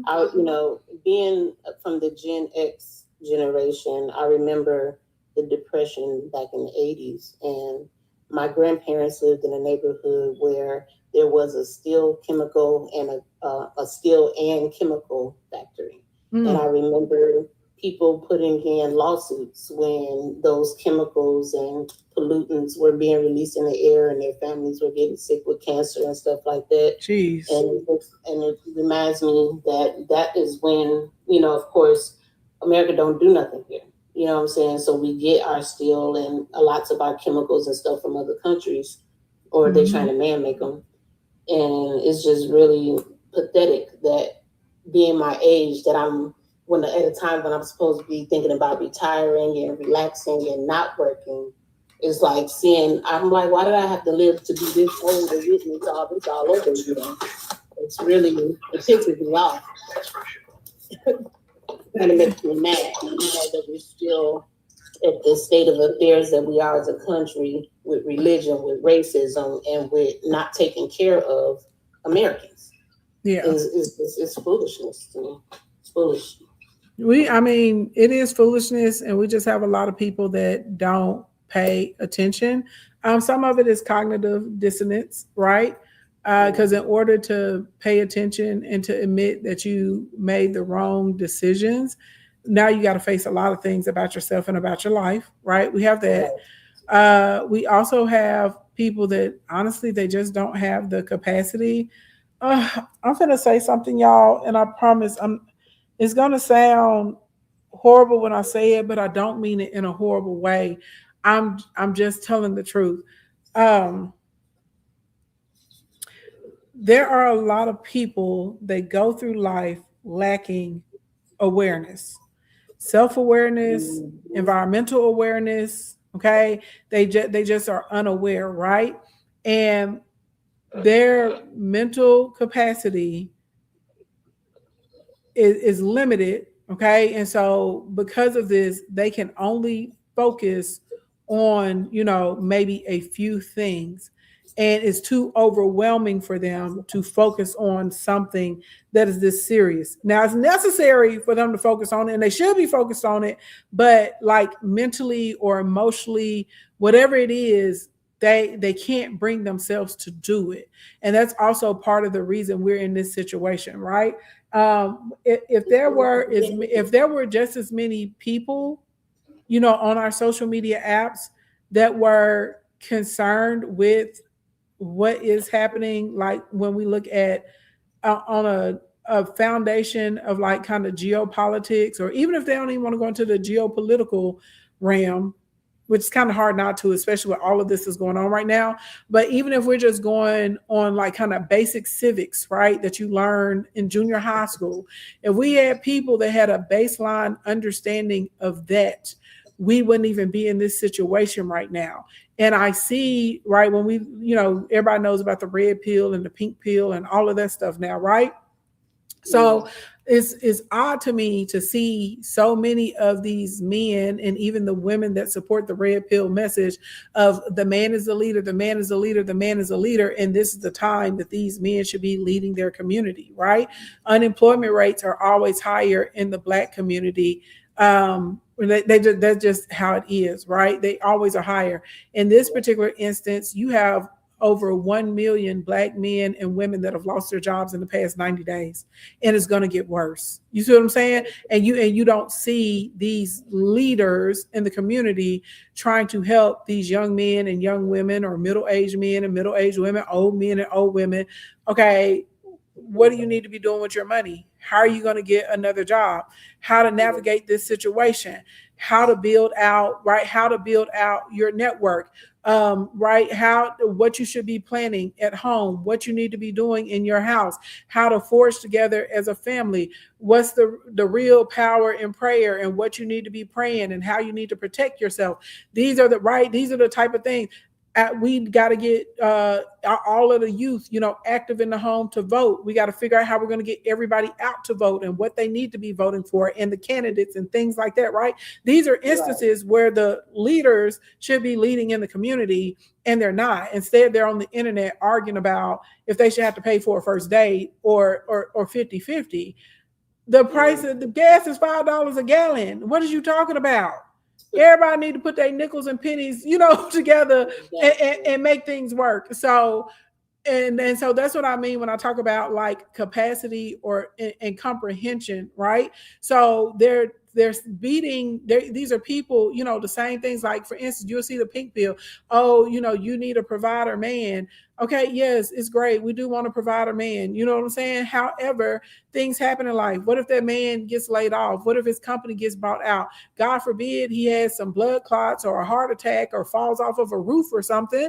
You know what I'm saying? What are you going to do because you're a woman with no skills, because you think it's masculine to have skills and have an education and be able to generate income? Now you, him, and the children are going to live in a cardboard box? What are we talking about right now? We're sitting here with a current administration that is actively rolling rolling back civil rights, liberties, protections, any type of institutions that are in the government that are put in place for, men and women, Black men and women, to be able to go, right, or indigenous American women to be able to get these government contracts, to be able to employ other people, to be secondary or tertiary on, what I'm saying, on some of the, that's going away. I remember they took away DBE like last year, and I was talking about it, and it was all of these Black men, they were like, it's not that big of a deal. Yes, it is, sir. Like, this is directly affecting your job.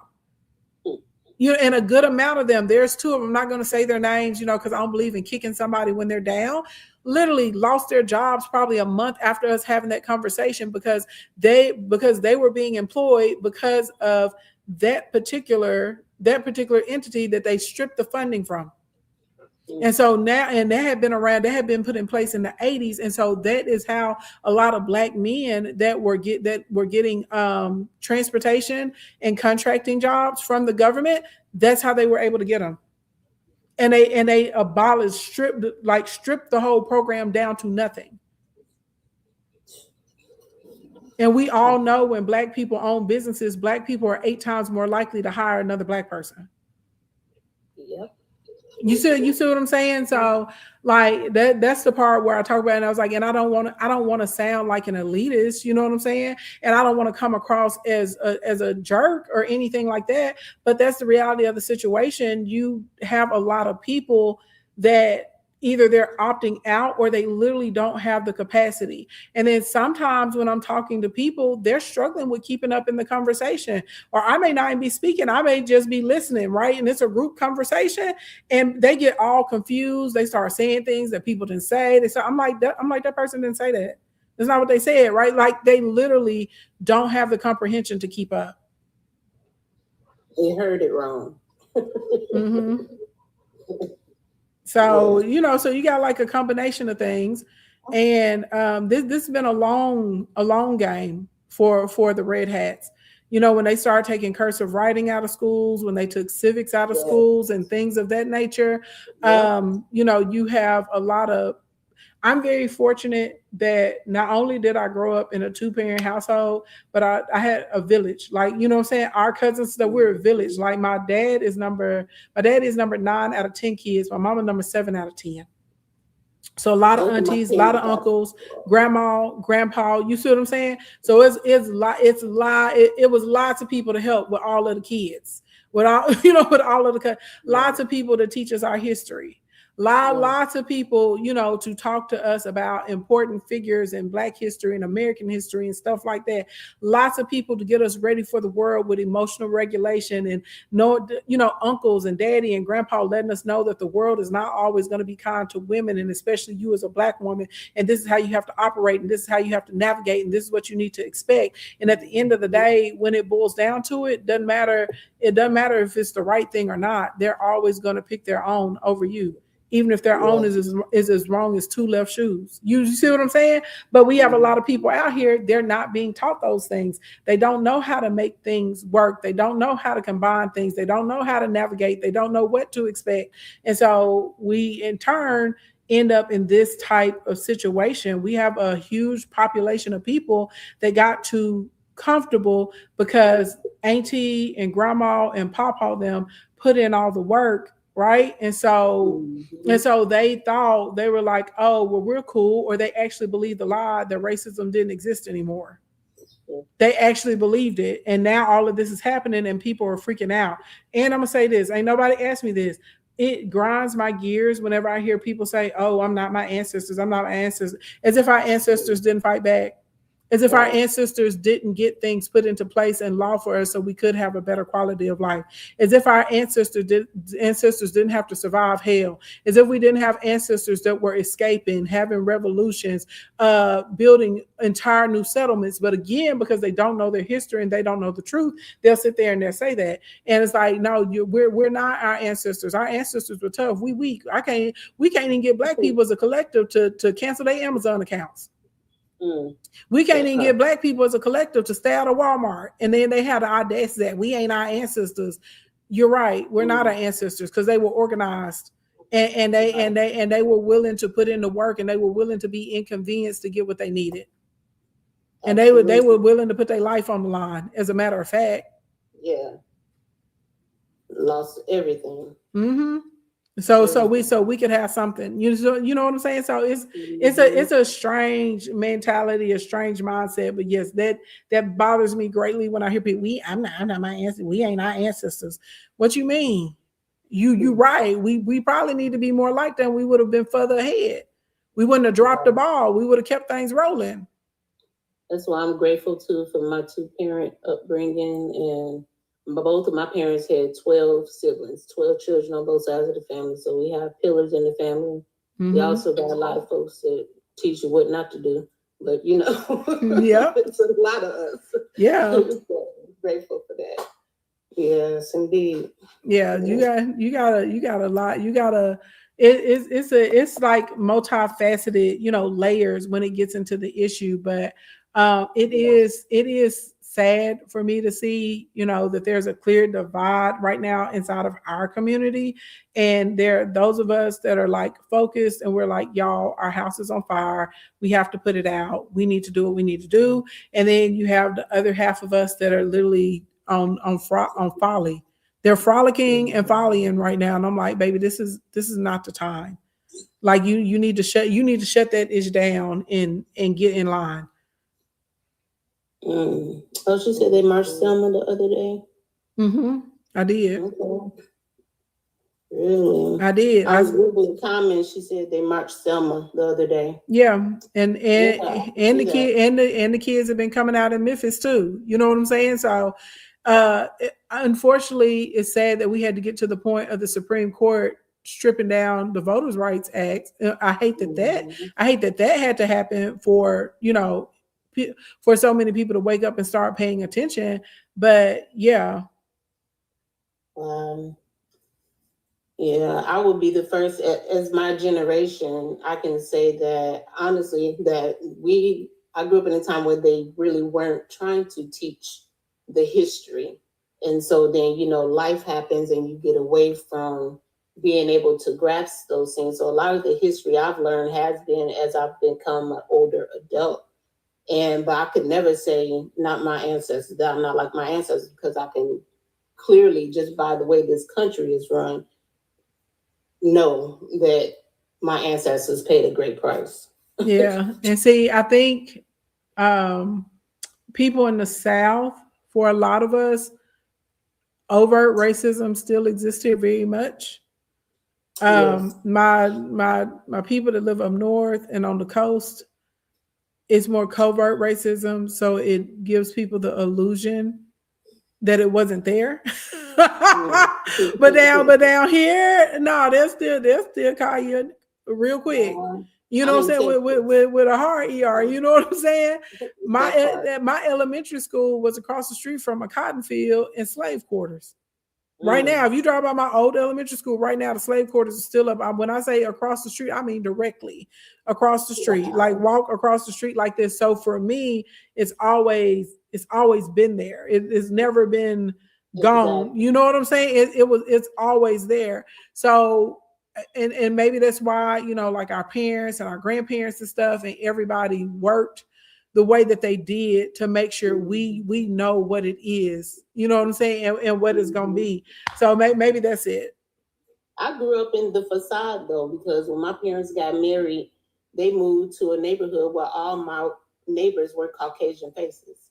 Mm-hmm. And so that was, very oxymoronish because of knowing my family lineage from both of my parents' perspective, knowing that they grew up in the hood, and then to start their family, they were blessed to be able to do that. I'm grateful that they did, that I had somewhat of a sheltered life, mm-hmm. grew up in religion and all of that, but it was also some things missing because of the naivety and not really knowing what's really going on out there in the world, so it's a lot. Like I said, the racism was covered. I was a brown face in a predominantly white high school, but I was an athlete. So that kind of carried me through being able to navigate with relationships and to get along until we ain't, Yeah.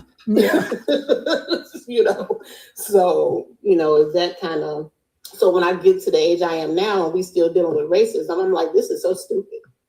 This is so stupid. I don't get it. And see, Joy said Hello. 50. Hey, girl. Joy said 53 in Oklahoma. They'll use God's name to manipulate anything and everything. Facts. Yep. Hey, Star. I'm sorry. So I wanted to comment on something that you said about down south is more obvious racism. Mm-hmm. I grew up in New Jersey, North New Jersey, right across the bridge from New York City, and I currently live in Texas. And when I tell you it's all the same, it's just manifested differently. Like they use really harsh laws up north to mass incarcerate Black men. Right. Even worse than a lot of places in the South, because there's so much space down here that they like, oh, we'll give you a couple years, we'll put a tag on your ankle, and then you have to do these things where up north, the only option is to sit in a house under house arrest. You don't get any other options, either that or prison. And they are killing our men and blaming us, and they're gaslighting us at really high rates. It's outrageous. And I don't know if y'all followed the movement of Malcolm X and the Nation of Islam, but up north, a lot of people followed that. And when they talk about demonic stuff and how, if you're not Christian, you're demonic, they're talking about us up north. And a lot of Black people are, especially up north, are facing being demonized and forced into positions where they throwing people in jail for just walking down the street. They giving them drugs that literally got them flopping like fish on the pavement. And it's a really scary thing out there because I seen it it's there. They're just not calling you the N-word to your face. But especially in New Jersey, the Little Hats, they live there. They started there. So you get a lot of that firsthand. And it's the same. You're not accepting It's not the same, and I'm gonna tell you why. Because it's the thing. I didn't say that it doesn't happen up north and on the coast. I said y'all have more covert, which is what you're talking about, which is the institutionalized racism. We have that plus the overt here, and it's the same thing. And they still lynch people down here. It never went away. Okay, and right, and the popo does it and helps whoever hide it.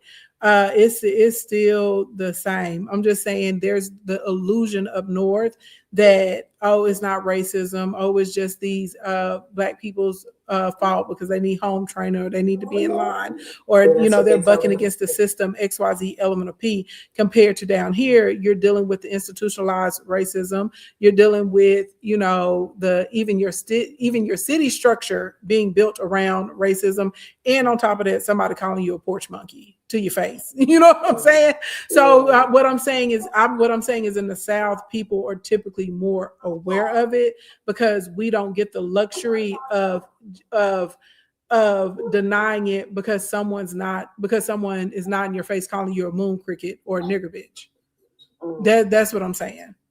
Yeah, I'm saying it's institutionalized there, right? So it's more covert, and so you have a sector of people they feel like is not really there. If you look at a lot of the public figures, a lot of your celebrities, the politicians, people that have power, a lot of the Black people who have been, put into public positions, a lot of them were making the argument. Even if you look at influencers and content creators, there were so many of them up until 2 weeks ago, were still arguing that, that level of racism didn't exist anymore. We've gotten beyond it. You just have an issue. You're just making this up. People looking for excuse, blah, blah, blah, blah, blah.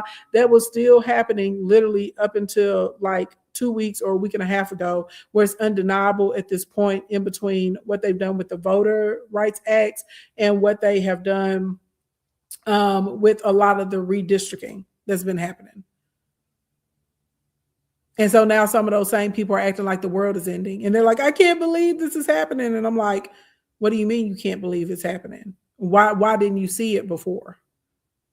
That's what I'm talking about when we talk about covert and overt. The institutionalized racism is still there. There's just a certain amount of people they can actively try to disconnect from it and lie to themselves because they're not being confronted directly. Does that make sense?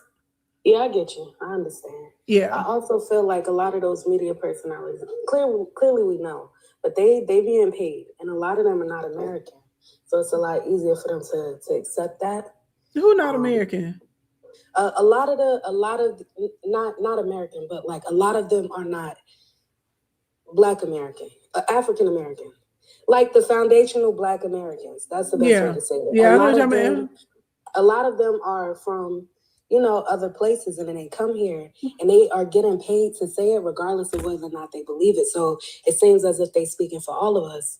And it's a good amount of FBAs that believe that ish.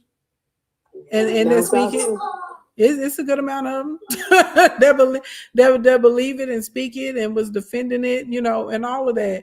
And for me, I don't think that they should be allowed to backpedal and work themselves back into community, but people are going to let them. Like I said, it's a whole, let me tell you this, Black people and our spending power, if Black people decided to stop shopping for a week in America, before the tariffs, before the war had run, all of that, when the economy was still sweet, we would have collapsed the whole economy.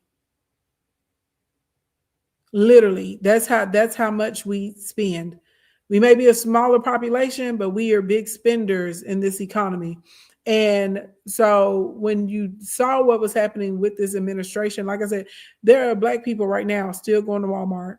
There are Black content creators right now still taking a check from Walmart so they can do the brand deal.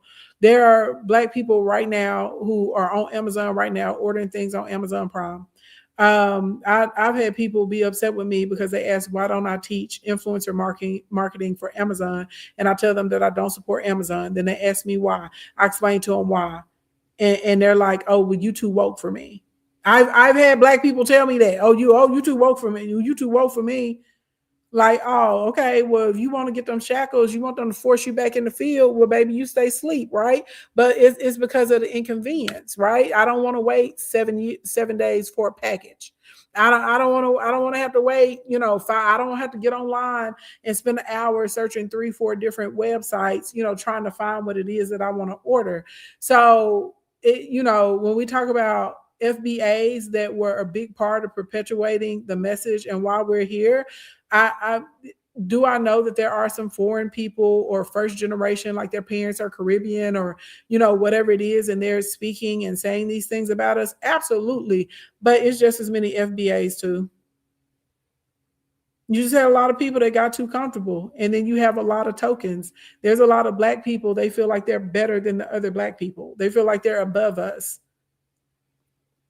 Like, oh, look at all those poor Negroes. There's so many Black people. Even when you look at red pill and pink pill is white supremacy and blackface. And they got a lot of Black people to believe in the propaganda, and they're spewing it out to our community on a regular basis. When you listen to a lot of red pill stuff, it's very anti-Black. You listen to a lot of pink pill stuff, it's very anti-Black. And it's just sad that you got so many of us that are convinced that they're better than us and that we need to be trying to strive to be like them. You said if they have Shopify store, then I'm good. Right. Me too, beloved.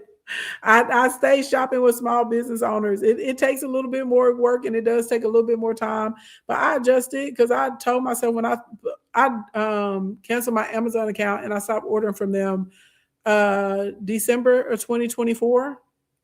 Once I saw how Bezos was rolling with Big Orange in them. And at first I was like, dang, because I had become so accustomed to, just going to Amazon, anything you could think of. I was ordering it on Amazon, and having it sent right to the door. And if I was in another town or another city and, I forgot something or I needed something from the warehouse, I would just order it, and they got Amazon lockers, especially like in Houston and Miami and stuff like that. I'm like, boom, let me order it that morning. I can go pick it up that afternoon. But I have gotten accustomed to my life before Amazon, which is you go to the site, you order something, you wait, 7 days, 2 weeks, whatever, for it to get to you. It is what it is. It is what it is. But literally, a lot of this stuff would have stopped. I promise y'all, we wouldn't even have gotten to this point of there being a war because so many of the companies would have pulled out if we would have, as a collective, just stopped spending. It would have been like a lot of this stuff that's going on wouldn't have went down. The Supreme Court wouldn't even have pulled what they had pulled because they would have been afraid of losing that money on. And these companies that are able to pay the lobbyists, able to pay the Supreme Court justices, underneath the table, or find creative financing options for them and all that kind of stuff, they wouldn't have had the money to do it. So there's a part that we have to take accountability for not actively doing what we need to do to protect ourselves and to move ourselves forward. So they know that Americans refuse to sacrifice inconvenience. Pretty much, we gonna see how they feeling. They feeling by the end of this summer, because I'm telling y'all this, it's about to get outrageous. And that Bob Emmendale straight being shut down because he responding to Big Orange. They're like, we finna shut that down too. Please, y'all think y'all have seen something right now? It's about to get real nasty, real nasty. Do you mind if I reference some apps that promote Black-owned business? Go for it.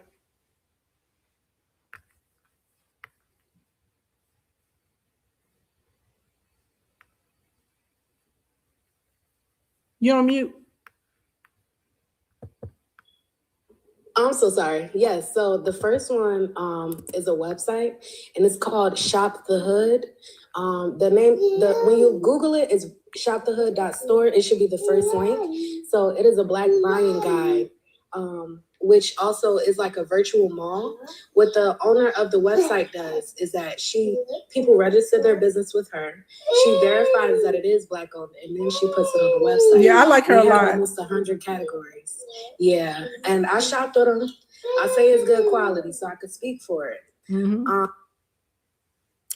She got a pause live. Somebody called her. I'm sorry. I swiped by mistake. The second one is the Media app. It's MIIRIYA. I'm going to type it too as I speak. Okay. So the second one is the Media app, and this app it works like Amazon. So people put their stuff up there, and if you need something and it's on the website, you can shop with it.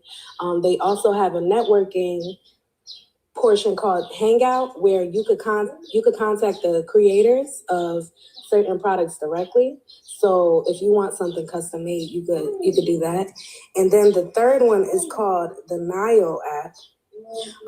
The Nio app works a lot like Amazon also, but it helps shop Black-owned businesses near you. So, put some GPS on it.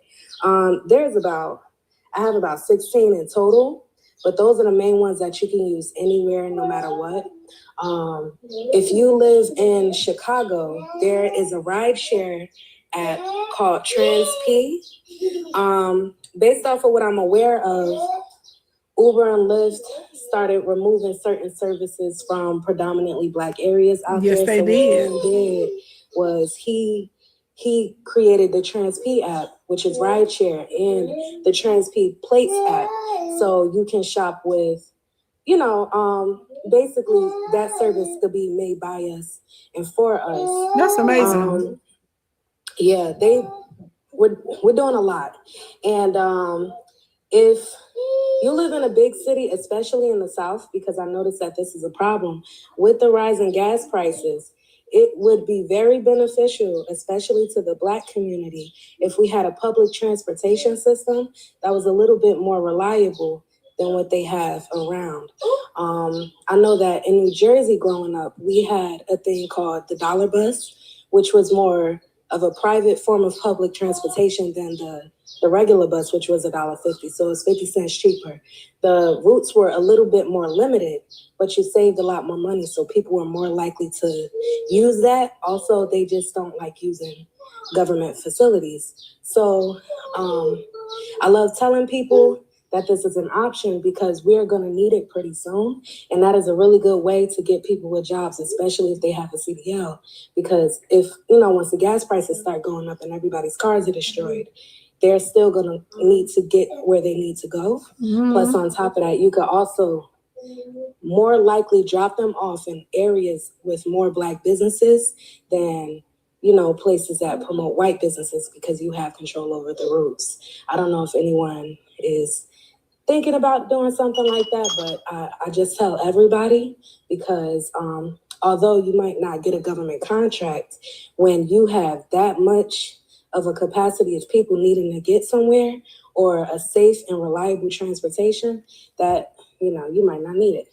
Yeah, it's going to be very interesting to see what they do about this oil shortage issue and with, was it H3Os? Like, this is going to be very, very interesting to see what they do.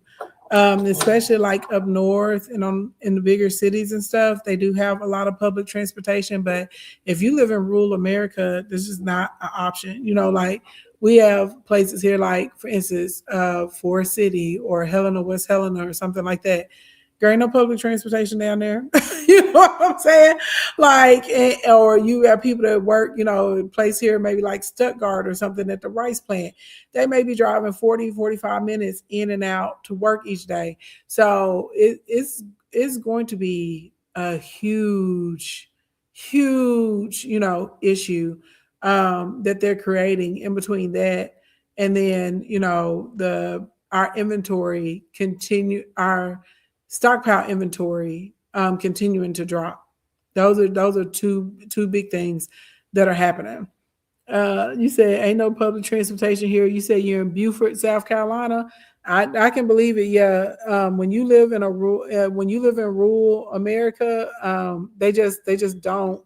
The options are they're not there. No bus routes, no trains. Shoot, even trying to get a taxi, will take a while.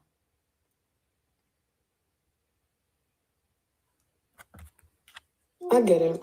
I was just thinking of I'm saying you're right. Also. It'll be okay. definitely for people that are up north and on the coast, and maybe the people down in the south want to create, some type of option like that for sure. But when we start looking at this is just going to be a problem, a huge problem all over the country in general. They already have the issue, that we had going on with the tariffs when it came to like your food and your produce and stuff like that, right? Then you throw like the gas on top of it. Now you got the diesel issue on top of it. You got the fertilizer issue that's going, that's going on. It's a lot, and it's going to affect a lot of the gig economy too. So it's going to affect a lot of the small businesses that are still, barely hanging on if you do a restaurant or, you do retail and stuff like that, because people are really going to, if that it's really, really challenging to get your oil changed, or the price just tripled or quadrupled on you to get your oil changed in your car because of the shortages, people are really going to start thinking about, where they're going, where they're driving, who's riding with them, what what I'm saying? Like, this is gonna really start becoming a thing because you're gonna be trying to get the oil life in your car to last as long as possible. It's getting nasty. Like, well, it's rough right now, but it's getting nasty. It's getting real nasty. Then whenever you get into diesel, as far as like the transportation, a lot of those bigger vehicles that you're using for public transportation, they're not running off of regular gas. Right? So that's what I'm saying. This is going to create all kinds of issues. And I find it hard to believe that all of them are this unsmart. I find it hard to believe that they're this stupid.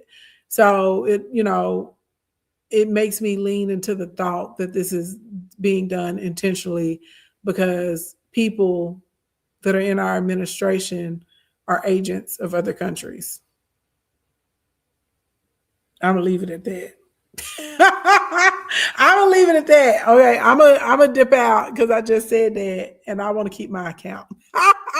So good morning, good evening, good afternoon, and Star. I'm going to check out the Now app because that sounds really cool with the geographical situation. I hadn't heard of that one. I had heard of Miria and Shop the Hood though.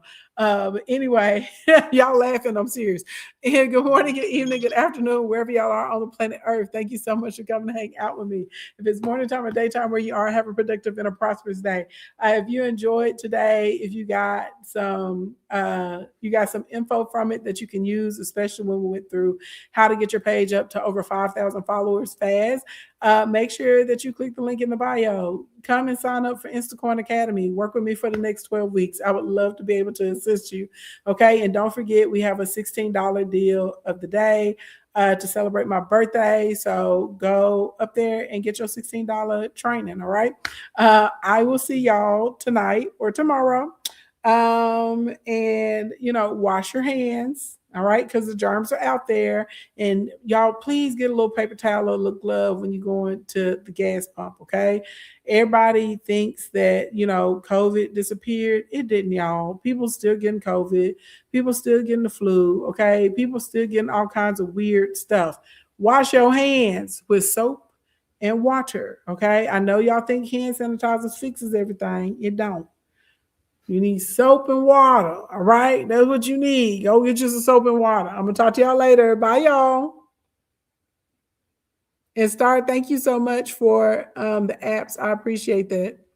No problem. I'm always here to help.